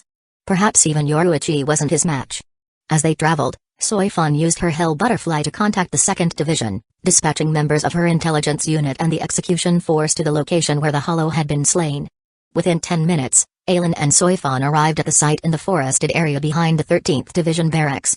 Teacher. Captain Soifan. A young woman with a distinctive bob haircut stepped forward, greeting Aizen with a respectful bow before addressing Soifan. Captain Soifan, Captain Aizen. The 13th Division Shinigami guarding the area also bowed their heads in greeting. However, their minds were racing. They were the ones who had accompanied Miyako Shiba during the previous night's encounter. They had witnessed Rukia Kuachiki's display of power for the first time. They never imagined that she was the disciple of the legendary Captain Aizen. While all the 13 Division of Imperial Guards captains were extraordinary individuals, their stories inspiring to ordinary Shinigami, Aizen was a legend among legends. He had single-handedly trained 3 captains, Byakuya Kuachiki of the 6th Division, Jinikamaru of the 3rd Division, and Soifan of the 2nd Division. The first 2 had been his disciples. According to rumors circulating within the Siriite AI, after Yoruichi Shioin had left the Soul Society, Soifan had attempted the captain's exam, but had failed. She then sought Aizen's guidance, training under him for 6 months before successfully passing the exam and becoming the captain of the 2nd Division. It was impossible for Soifan, who controlled the Siriate AI's internal intelligence network, to be unaware of these rumors. Yet, in all those years, she had never denied them. Even when some jokingly referred to her as Ailen's third disciple, she hadn't reacted. It was clear that Soifan had indeed trained under Ailen. Those rumors were true. A few years ago, whispers had spread that Ailen had taken in a new disciple. Everyone had been curious about the lucky soul who had earned his favor. Indeed, to be chosen by Ailen was considered a stroke of immense fortune. After all, he had earned the title of captain trainer. Every one of his disciples had gone on to become a captain. The recipient of his latest guidance must possess similar potential.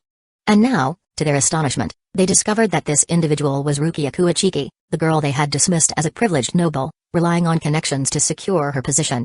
Their gazes shifted to Rukia, a mix of envy and expectation swirling within their hearts.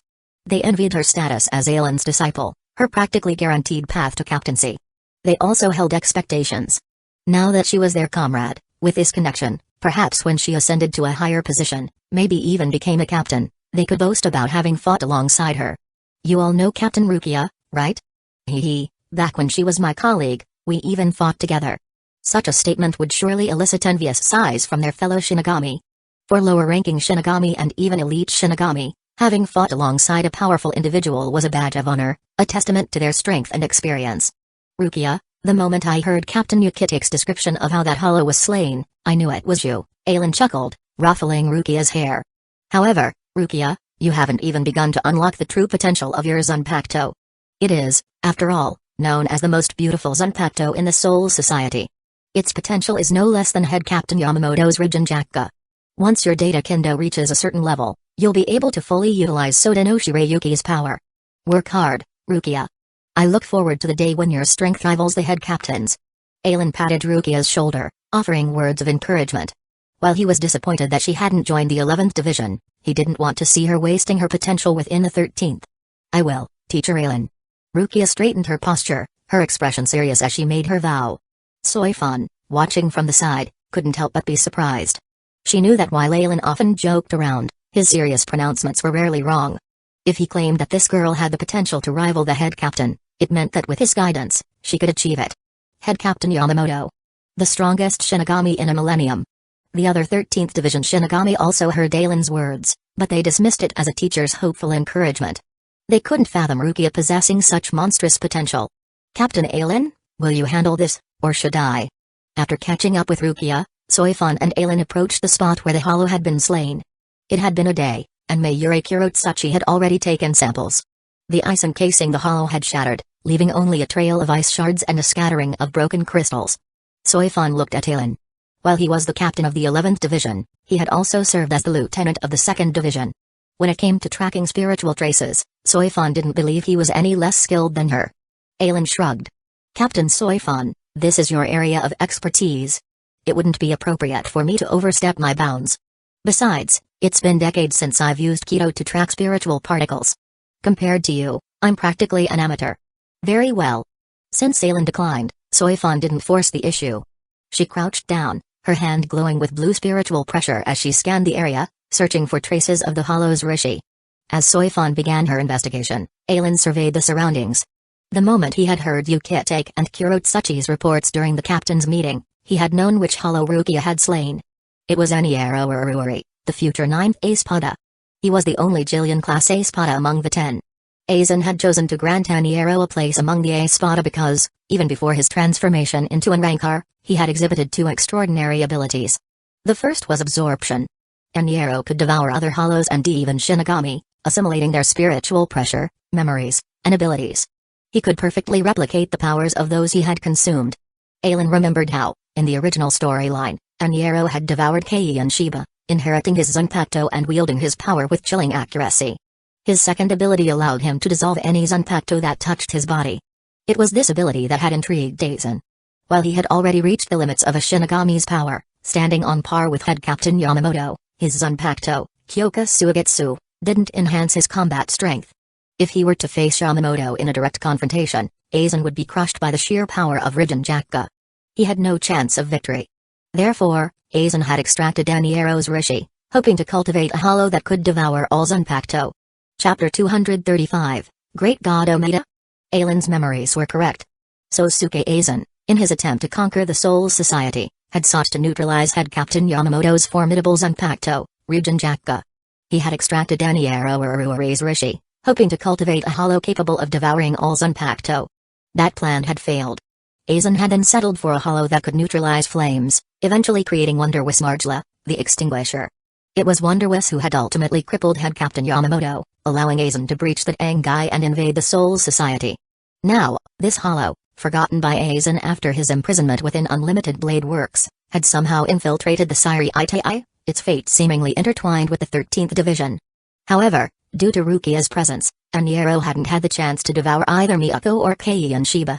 He had been slain before he could fully utilize his power. Captain Soifan. As Soifan examined the lingering traces of Aniero's Rishi, Marikyo Omida, the lieutenant of the 2nd Division, arrived with 7 or 8 members of the execution force, their bodies shrouded in black shinobi attire. Huh? Captain Aizen? Omida, after greeting Soifan, surveyed the area, attempting to project an air of confidence, his noble aura radiating outward. However, the moment he saw Aizen, he froze, then quickly bowed his head. Captain Aizen, what an honor. I apologize, I didn't notice your magnificent presence earlier. Forgive my blindness, Captain Aizen. Please, don't hold it against me.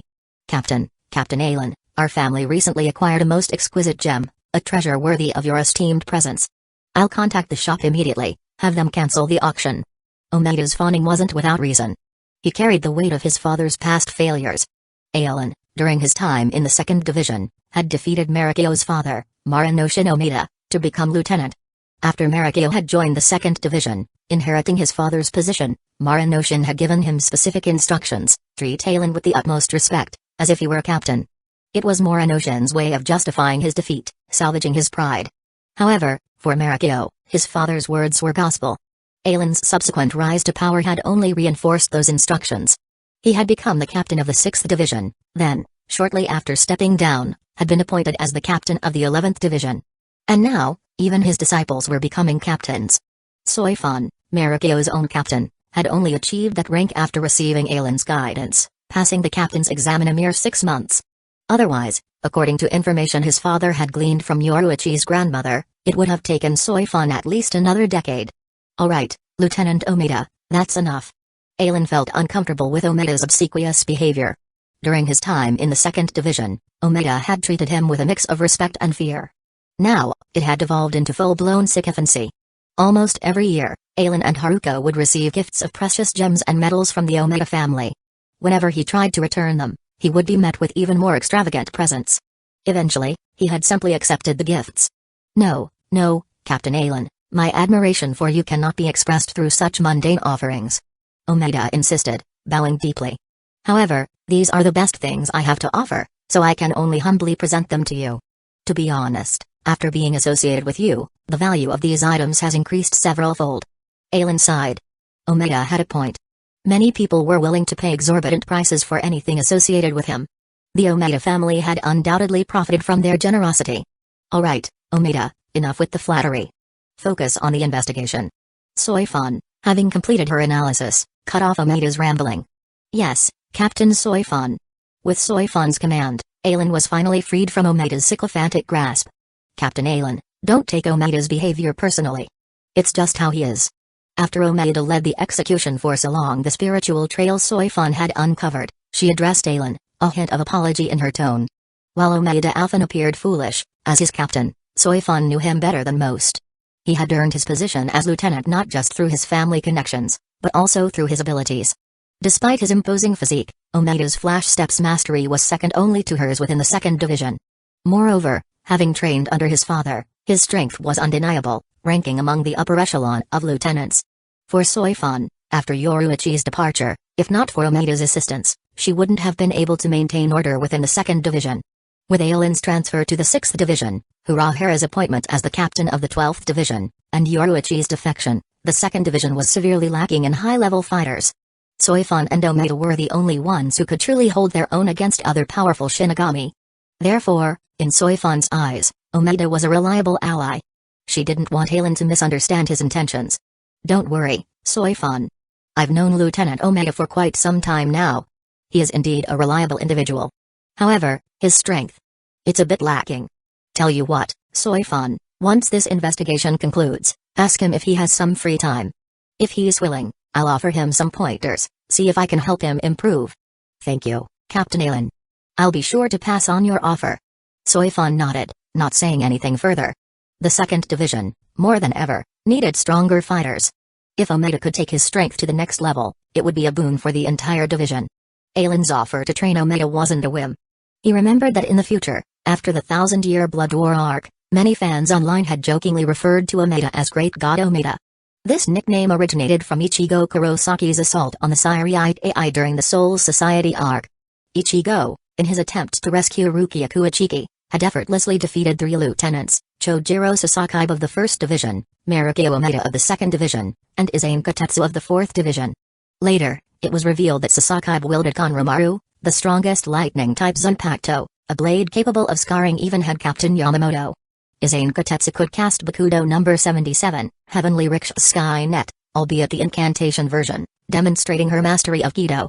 Therefore, fans had naturally expected Omeda, the 3rd lieutenant defeated by Ichigo, to possess similar hidden strength.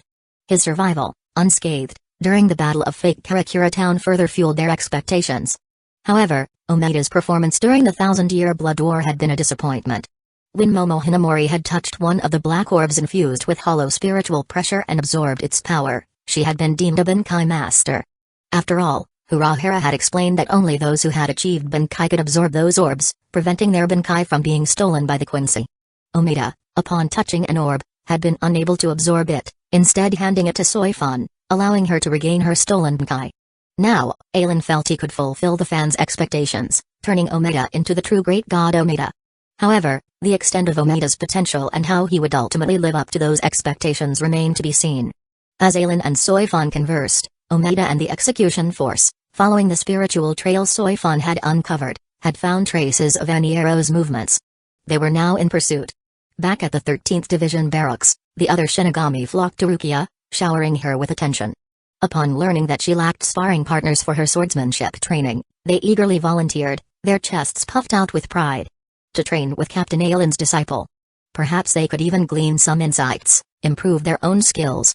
Who would refuse such an opportunity? For a while, Rukia became the darling of the 13th Division.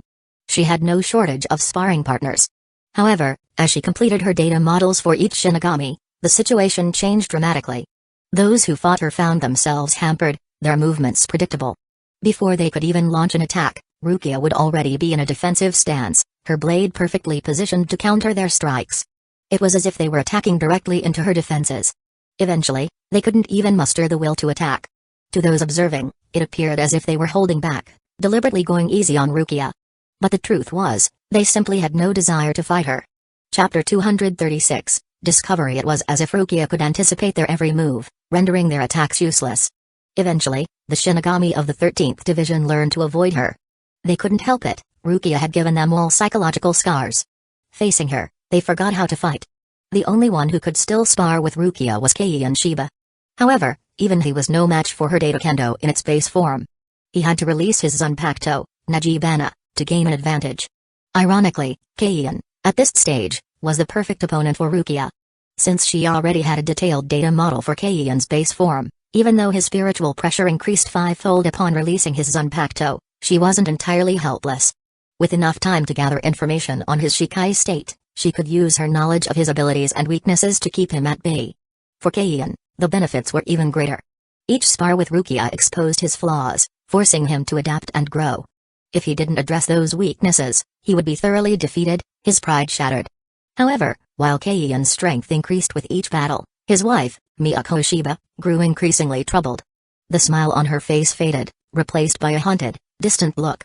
Perhaps those who had sent her to spy on Keion had learned of his connection to Aizen's disciple. They were growing impatient. Miyako glanced at Rukia, her heart heavy with guilt. "Forgive me, Rukia. I have to be selfish." The hollow entered through the White Road Gate. The 2nd Division's stealth force was undeniably skilled.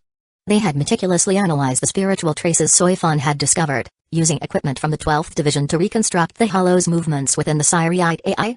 However, their findings contradicted Mayuri Kurotsushi's theory that the hollow was a product of hollowification experiments. According to the Central 46's records and the behavior of Shinji Hirako and his comrades after their hollowification decades ago, hollowified Shinigami were driven by primal instinct, their minds consumed by a ravenous hunger. While such hollows were undeniably powerful, they were relatively easy to contain.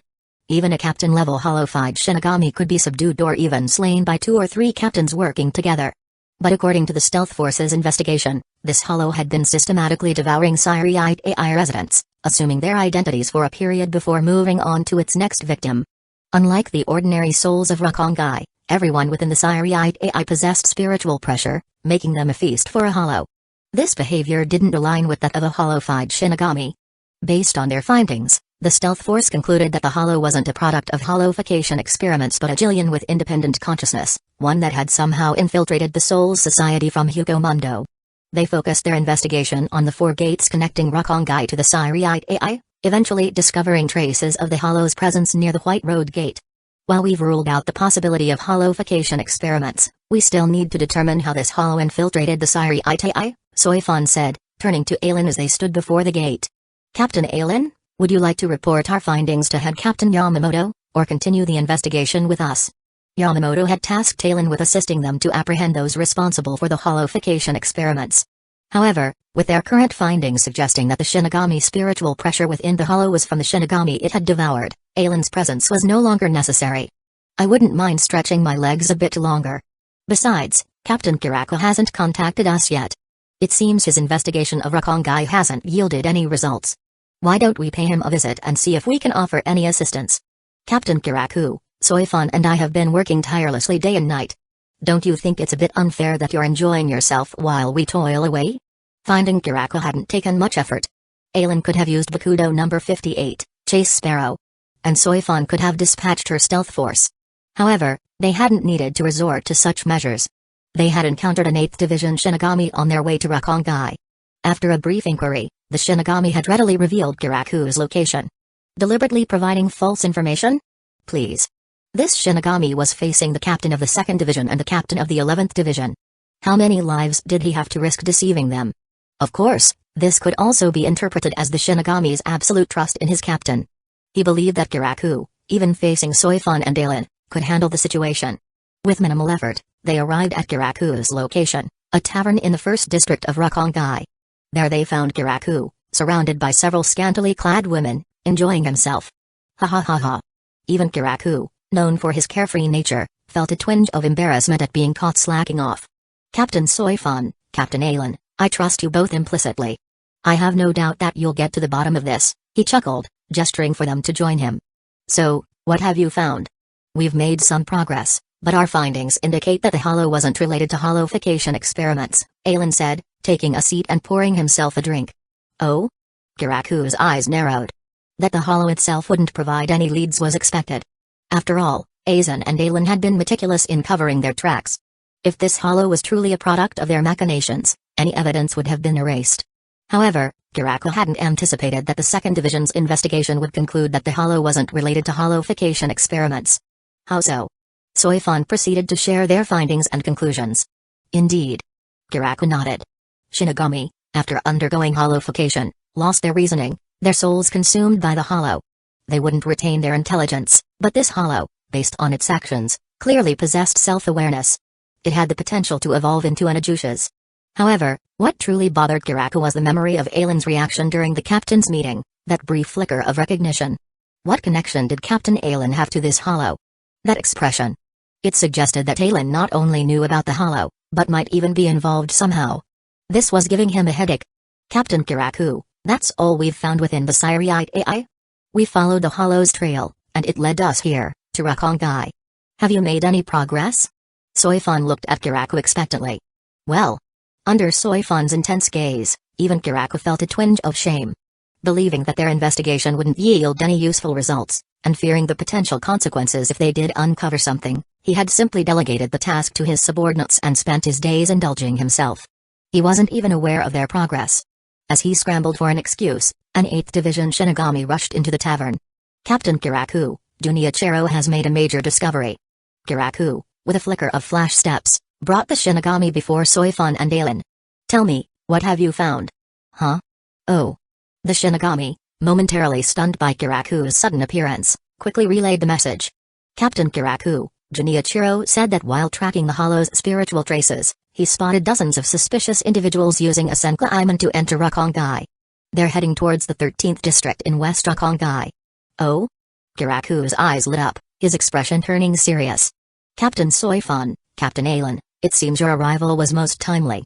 I suspect these individuals might be connected to the Hollow. Let's head to the 13th district and see what they're up to. For Kiraku, regardless of their intentions, he had to investigate. After all, anyone secretly using a Senka to infiltrate Rukongai was undoubtedly up to no good.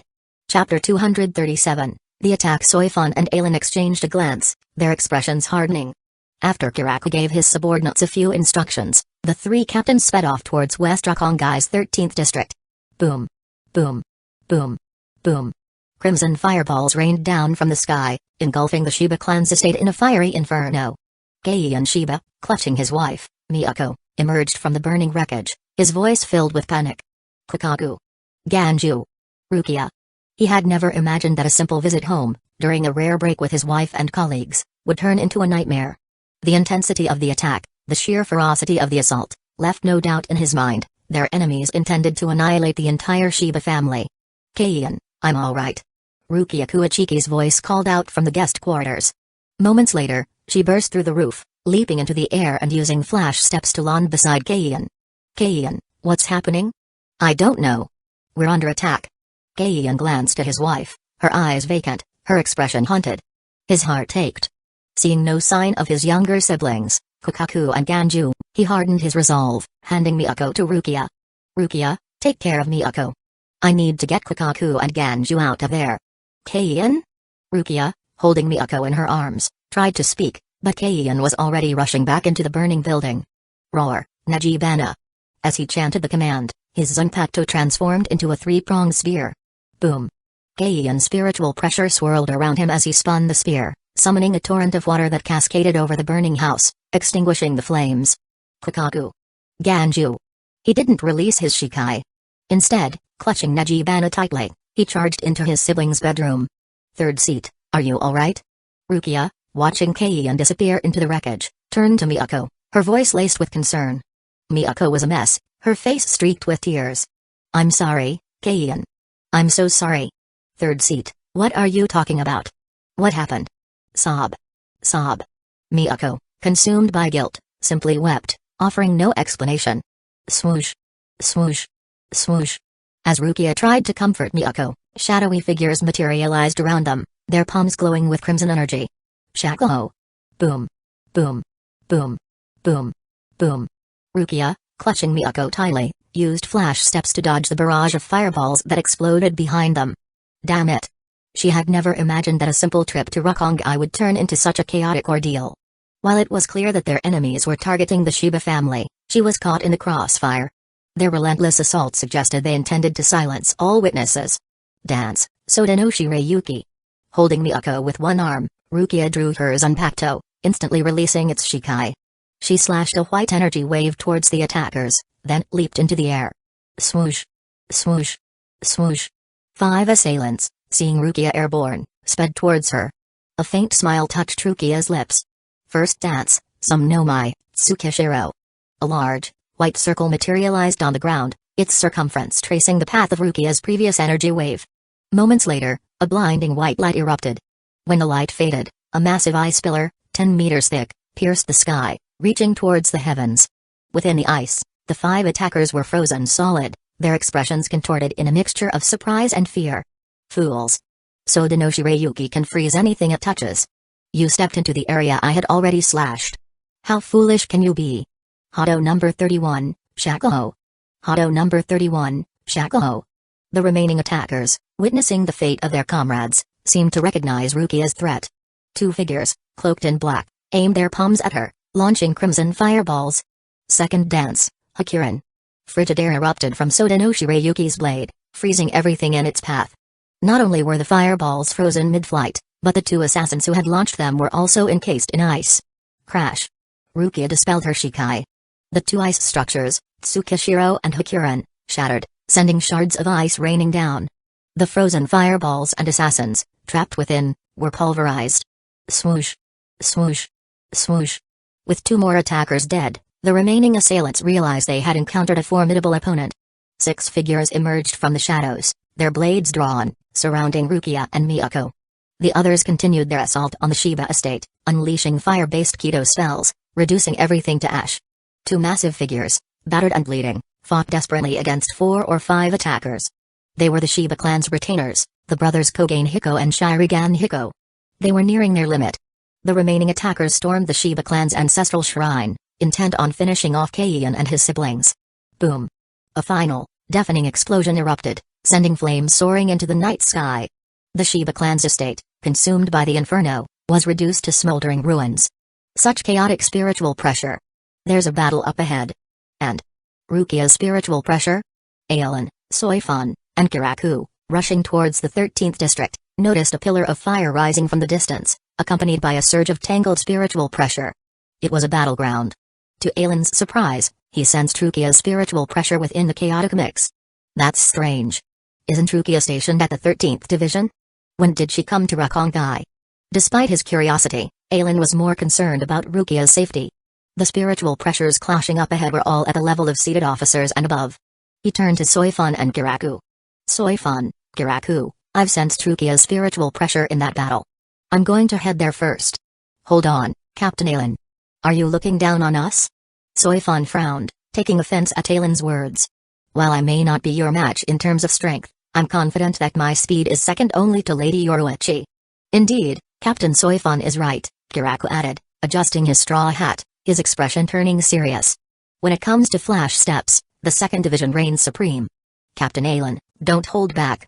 Show us what you've got. I may not be as fast as Captain Soifan, but I can keep up. Aizen blushed, realizing his words had been insensitive.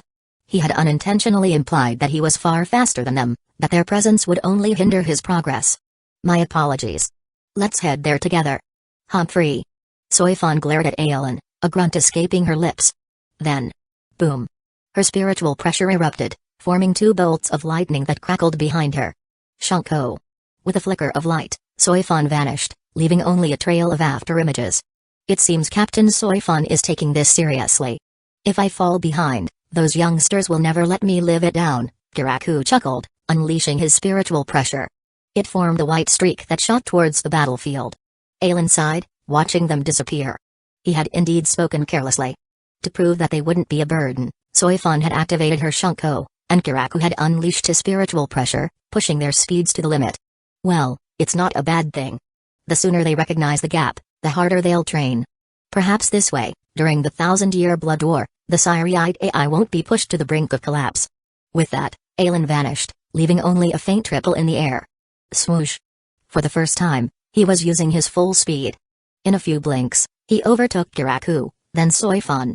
They could barely register his passing, catching only a glimpse of his form before even their spiritual senses lost track of him. This. Soifan and Kiraku exchanged a startled glance, their expressions filled with awe. His speed. It's beyond the range of my perception. Just how strong is Captain Aizen? Kiraku was less surprised. He had already placed Aizen on par with head Captain Yamamoto.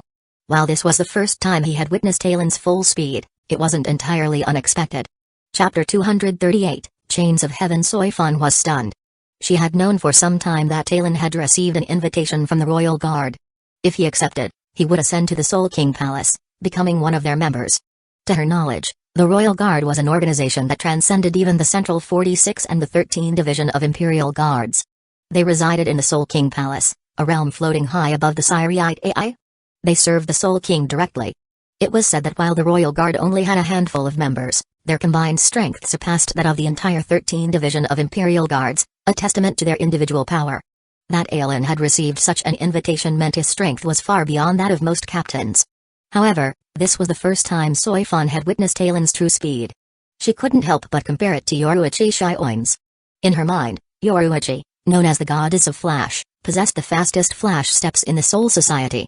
But now, seeing Aizen's display, Soifan had to admit that perhaps, in terms of pure speed, even Yoruichi might be outmatched. Well, Captain Aizen is the strongest Shinigami, after all. It's not surprising that he possesses such speed, Kiraku chuckled, attempting to lighten the mood, despite his own astonishment. However, Captain Soifan, We just made a rather bold claim. If we don't hurry, Captain Aizen might be laughing at us right now. Soifan's expression hardened. With a shout, she unleashed another burst of power. Infinite Shunko. Boom. The lightning bolts behind her dissipated, replaced by swirling tornadoes of spiritual pressure that danced around her limbs. In a flash, she vanished, her speed even greater than before. Kiraku stared, dumbfounded. My, those youngsters these days. They're quite something, aren't they? He shook his head, then disappeared like a white streak cutting through the air. Swoosh. Aizen's speed was incredible. Within a few dozen breaths, he had traversed several districts of Rukongai, arriving above the Shiba clan's estate. The battle below was raging. Kogen Hueco and Shiragan Hueco, battered and bruised, were barely holding their own against 4 or 5 seated officer-level assassins. Kaizen, covered in blood, his spear, Najibana, creating waves of crimson water, fought desperately against 7 or 8 assassins, their spiritual pressures exceeding that of seated officers. Rukia's situation was relatively stable. Surrounded by 6 assassins, she focused on defense, gathering information while avoiding injury. On the ground, Miyako lay lifeless before Kukaku and Ganju Shiba. Kukaku, her left arm severed at the elbow, glared at the assassins with hatred in her eyes. She shielded her terrified younger brother, chanting Kido incantations, unleashing blasts of energy to keep the assassins at bay. Buzz. Suddenly, golden spatial ripples appeared in the sky, bathing the battlefield in a blinding light. The combatants paused, their gazes drawn to the heavens. A towering figure, clad in a white captain's hurry that billowed in the wind, descended from the golden light. Teacher. Rukia gasped. Kaizen, hearing Rukia's exclamation, instantly knew the identity of the newcomer. However, after discovering Miyako's betrayal, he couldn't be certain if this man, Aizen, was friend or foe. Captain Aizen. The assassins, seeing Aizen's captain's hurry, panicked. As the leader of the 11th Division, one of the strongest captains in the 13th Division of Imperial Guards, they knew they stood no chance against him. They exchanged glances, then scattered, attempting to flee. Swoosh. Swoosh. Swoosh. They used flash steps, their figures blurring as they vanished in all directions. Trying to escape in my presence? Aizen's arms were crossed, his expression cold. Chains of heaven. Swoosh. Swoosh. Swoosh. Golden spatial ripples appeared around them, above, below, even in the air itself. Golden chains shot out from the ripples, ensnaring the assassins. Not a single one escaped, their bodies dangling helplessly in midair, bound by Aizen's chains of heaven. Aizen had created chains of heaven, a binding-type Zanpakuto, after replicating Shuai Hisagi's Zanpakuto. Battles between Shinigami were battles of spiritual pressure. Sufficient power could nullify even the most potent abilities. However, some abilities were simply too absurd to be overcome by sheer spiritual pressure. Hisagi's Zanpakuto, Kei's Shini, was one such weapon. Hisagi's Banchi, Fushi no Kojo, transformed his Zanpakuto into a massive, chain-bound sphere. 2 chains extended from the sphere, one connecting to Hisagi, the other to his opponent. These chains linked their spiritual pressures, forcing them to share their spiritual pressure. This meant that anyone bound by Hisagi's Banchi, even the Soul King, would find their spiritual pressure reduced to Hisagi's level. Until their spiritual pressure was depleted, neither combatant could die, even if fatally wounded. They would simply be resurrected by the shared spiritual energy. However, each injury and resurrection consumed spiritual pressure. Unless Hisagi chose to release them, the Bankai would only end when both combatants were completely drained. At that point, devoid of spiritual pressure, they would be utterly helpless, easy prey for anyone. Hisagi's Bankai essentially turned him into the equalizer of the Soul Society. No matter how strong an opponent might be, once Hisagi activated his Banchi, the battle would become a stalemate, a war of attrition. Aizen had created chains of heaven based on the guaranteed hit nature of Hisagi's chains. The moment chains of heaven was released, the target was destined to be bound. After securing the assassins, Aizen gently landed on the ground. Buzz. A golden spatial ripple materialized behind him, and a white bandage shot out. It circled Kaizen, Kukaku, Ganju, Kogen Hueco and Shiragan Hueco, bathing them in a soothing green light. Their wounds, even Kukaku's severed arm, healed instantly. Their torn and tattered clothing was also restored. Kukaku, staring at her newly regenerated arm, flexed her fingers, her face etched with disbelief. It felt like a dream. Teacher. Rukia sheathed her Zanpakuto and approached Aizen, bowing her head respectfully. Rukia, you're being too rigid. Aizen shook his head. Rukia, despite facing 6 seated officer-level assassins simultaneously, hadn't sustained a single injury. Her performance was far more impressive than Kaizen's. It was clear that her data kendo had progressed significantly. She had quickly created preliminary models of her opponents, predicting their attacks and avoiding harm. In a standard battle, analyzing your opponent's data completely is the right approach. But in that situation, you didn't need to gather all their information. You could have easily killed them based on your initial assessment. Rukia, remember this, the ultimate goal of any ability, whether it's data kendo or something else, is self-preservation and the elimination of your enemy. Data kendo allows you to understand your opponent and yourself. It can be a weapon, but it can also be a cage. You must master it, not be mastered by it. Rukia, chastised by her teacher, recalled her actions during the battle. Cold sweat trickled down her back. She had been so focused on gathering data, so obsessed with perfecting her models, that she had forgotten the purpose of combat. She should have prioritized eliminating the immediate threat, then focused on rescuing the others. I'm sorry, teacher. I've disappointed you. She bowed her head, shame washing over her. Don't worry, Rukia. Even if I hadn't pointed it out, you would have eventually realized it yourself. Aizen dismissed her apology, then turned to Keion, who sat silently, cradling Miyako's lifeless body. It seems we meet again, young Shiba. Keion looked up, his gaze hollow. He knew that if not for this man's intervention, the Shiba clan's lineage would have ended with him. It was Aizen who had healed their wounds, even restoring Kukaku's severed arm. Sadly, Miyako's cold body remained lifeless. Meeting Aizen's gaze, a spark of life flickered in Keion's eyes. He knew, from Rukia's address, that this man was her teacher, the captain of the 11th Division, Aizen. This wasn't their first encounter. Chapter 239, Audacious. This wasn't Keion and Aizen's first meeting. Over 2 decades ago, while Keion and Kukaku Shiba were practicing Kido at home, Aizen, passing by, had stopped for a visit. At the time, Keion possessed the spiritual pressure of a seated officer, but lacking proper guidance. His only skill among the 4 Shinigami arts was the family's Kido techniques. Aizen had offered guidance, and it was under his direction that Keion had eventually journeyed to the Siri Itai, becoming a Shinigami. Thank you, Captain Aizen. If it weren't for your timely arrival. Keion trailed off, unable to continue. He knew that even if he and Rukia could have eventually defeated the assassins, Kogen Hiko, Shirigan Hiko, Kukaku, and Ganju wouldn't have survived. Swoosh. Swoosh. As Keion struggled to find the words to express his gratitude, 2 powerful spiritual pressures surged towards them. Boom. A blast of wind slammed into them, forcing Keion to instinctively activate Nejibana, creating a barrier of water to shield himself and Miyako. What? Rukia, what are you doing here? As the wind dissipated, Soifon materialized in the air above them. She glanced down at the devastated Shiba estate, noting the burning wreckage. Her eyes narrowed as she saw the assassins dangling helplessly from Aizen's golden chains. Before Rukia could greet her, a dark figure flashed into existence beside Soifon. Oh my, it seems I'm getting old. Even youngsters like you are faster than me now. Kiraku sighed dramatically. His words were technically true. Kiraku, a disciple of head Captain Yamamoto, was over 500 years old, the same as Joshiro Yukitake.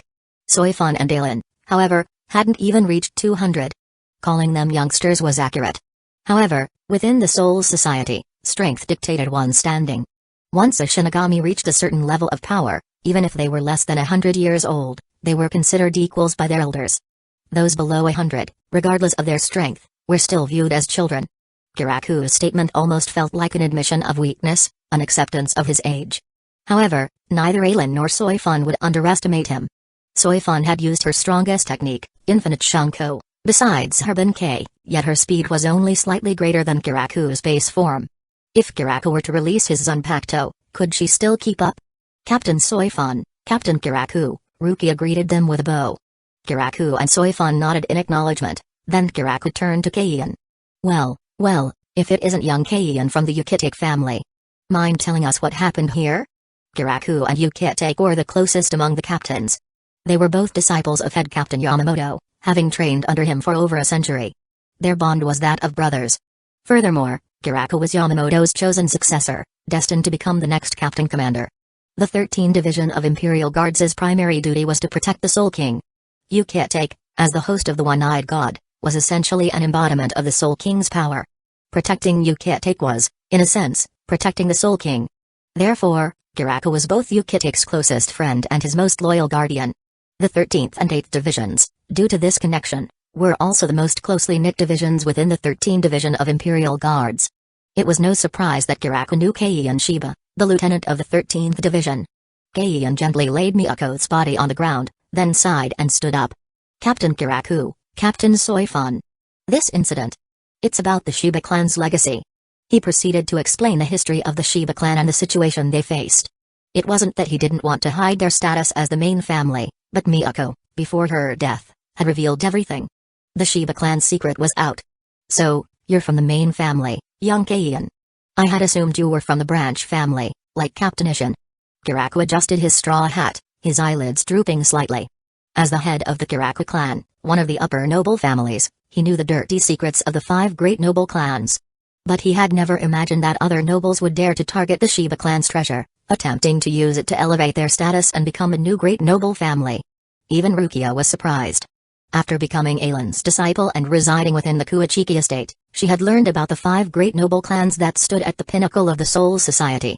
She hadn't realized that Keian was from one of those families. Moreover, this clan, with its lineage spanning over 1,000,000 years, would have been eradicated that night if not for Aizen's timely arrival. As for why Rukia is here, Keian sighed, bowing his head towards her. I apologize, Rukia. This has nothing to do with you. Miyako, after learning that you were Captain Aizen's disciple, wanted to use your presence to deter those who were planning to attack the Shiba clan. However, she didn't realize. They don't even fear Captain Aizen. They knew you were here, yet they still attacked, intent on killing us all. Miyako, before her death, had confessed everything to Keian, even revealing her role as a spy.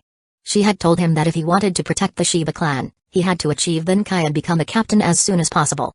Only then would their enemies hesitate to act against them. But Miyako hadn't anticipated their audacity. They were far bolder, far crueler than she had imagined. It seems my prolonged absence has led some to believe I've grown soft, said Aizen menacingly. Captain Aizen, this matter is quite complex. Would you allow us to handle it? Soifan interrupted, her tone urgent as she flashed before Aizen. Oh? Why? Under Aizen's intense gaze, Soifan gritted her teeth. Captain Aizen, I believe Captain Soifan is right.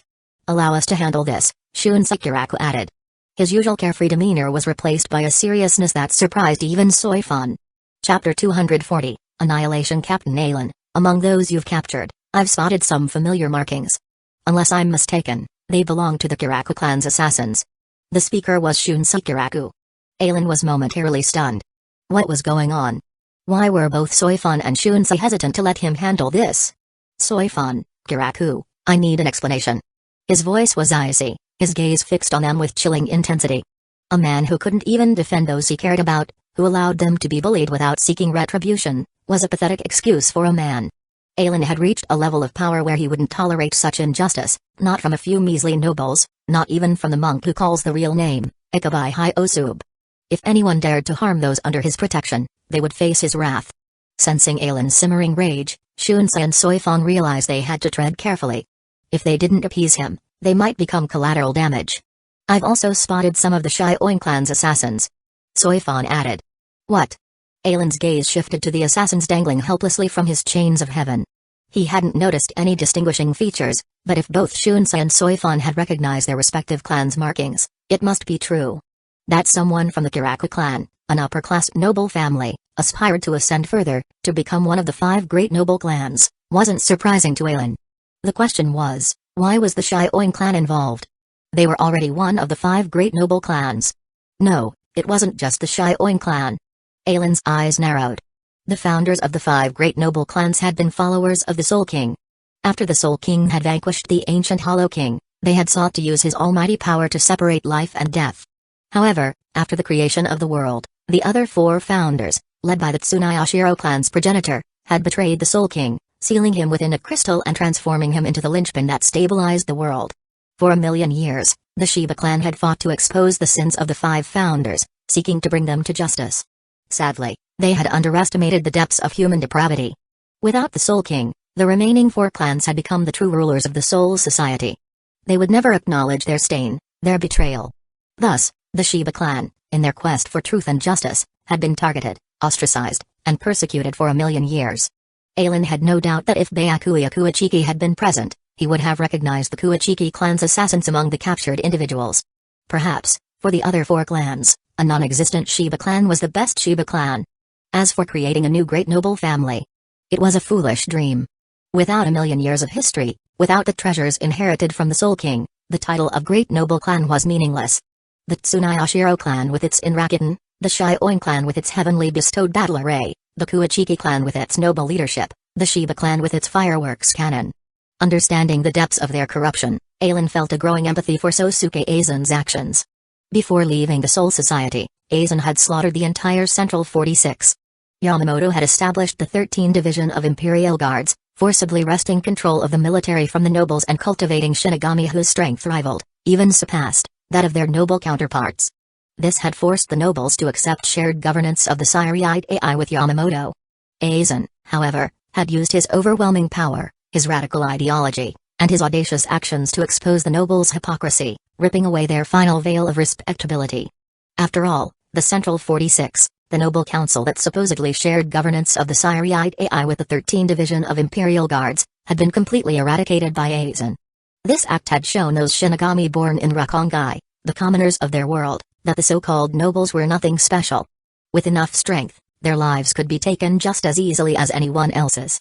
This realization had ignited a spark of defiance within the commoners' hearts. In the short term, it wouldn't have much of an impact. But once the strength of these commoner Shinigami reached a certain level, it would undoubtedly lead to a massive upheaval within the Siriite AI, a revolution that would shake their world to its core. Soifun, Kiraku. I believe you are both innocent in this matter. But I expect a satisfactory explanation from you both. Otherwise, I'll pay a visit to the Shioin and Kiraku clans myself. With those words, Aizen dispelled his spatial ripples before them. Sigh. Shunsei let out a tired sigh. What a mess. He had been enjoying himself in Rukongai precisely because he didn't want to get caught in the crossfire between Aizen and Aizen. His priority was to buy time, allowing himself to grow stronger so he could protect the Siriite AI from their machinations. But in the end, Soifun and Aizen, following the trail of that hollow, had stumbled upon the nobles' attack on the Shiba clan, dragging him back into their conflict. Don't worry, Captain Aizen. I'll ensure you receive a satisfactory explanation. I hope so. Aizen, satisfied with Shunsei's pledge, didn't pressure them further. However, I'll leave the others to you. Since they've attacked my disciple, none of them are going back. Buzz. Buzz. Buzz. Golden spatial ripples materialized in the air, followed by over 20 golden blades that shot towards the captured assassins. Boom. Boom. Boom. Boom. The blades transformed into streaks of golden lightning, striking down the assassins. Arg. Screams pierced the night, then silence fell. Under Aizen's merciless assault, the assassins perished. This. Soifun and Shunsei remained silent, stunned by the display. Aizen, ignoring their reactions, lifted Rukia by the back of her collar. Teacher, I can fly myself, she protested, looking up at him. Shut up. You think I want to carry you? Aizen scoffed, carrying her towards the Siriite AI. Rukia, it was your lucky day that we, the three captains, were investigating the hollow you had slain. Otherwise, you think you could have survived? Rukia pursed her lips, choosing silence over argument. She knew that against those assassins, she had used her full strength. She had initially slain 7 of them by exploiting their unfamiliarity with her Zanpakuto's ability. But later, facing the remaining 6, who fought with coordinated precision, she had been forced to rely solely on Data Kendo for defense, barely managing to stay alive while gathering information on their fighting styles. Keion, facing 7 assassins with seated officer-level spiritual pressure, had also been in a precarious situation. Otherwise, he wouldn't have been unable to save Miyako. Kogen Hiko, Shirigan Hiko, Kukaku, and Ganju. They wouldn't have lasted more than 3 minutes. 3 assassins had been targeting the Shiba clan's retainers, while 4 had focused their assault on Kukaku and Ganju. If those 7 assassins had joined the fray, neither Keion nor Rukia could have held out for long. Seeing Rukia's understanding, Aizen didn't say anything further. He believed this incident would be a valuable lesson, driving home the importance of strength. A gentle nudge was all she needed. At the Shiba estate, having comforted his siblings, Keion decided to bury Miyako as a member of the Shiba clan. While she had been a spy sent by their enemies, their years together had forged a genuine bond between them. Moreover, if Miyako hadn't confessed to him that night, he might never have known that the Shiba clan was once again being targeted. Therefore, Keion didn't blame Miyako. This wasn't the first time the Shiba clan had been targeted. He blamed himself for failing to achieve Benkei, for not possessing captain-level strength despite years of training. Miyako had explicitly stated that those plotting against them lacked a captain among their ranks. After all, what captain would willingly be subservient to another? Only strength could reason with strength. A captain-level Shinigami, simply by releasing their spiritual pressure, could force even weaker vice-captains to retreat at least 3 kilometers to avoid being overwhelmed. Such power couldn't be controlled by mere nobles.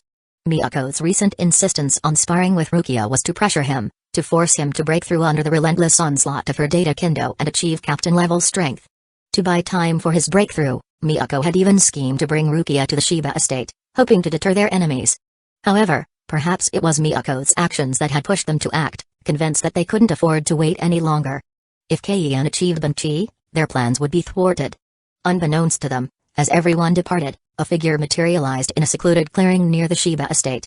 Bakudo number 26, present hiding mask. The man's hair was half green, half white. It was Kage Rosa Inaba of the 12th Division and the director of Dangai Research. As the Siriai's foremost expert on the Dangai, the dimensional void between worlds, Inaba was well versed in the noble's use of Senkaiman to travel between realms. Through his surveillance of the assassins, Inaba had discovered their target and immediately used a Senkaiman to reach the Shiba estate.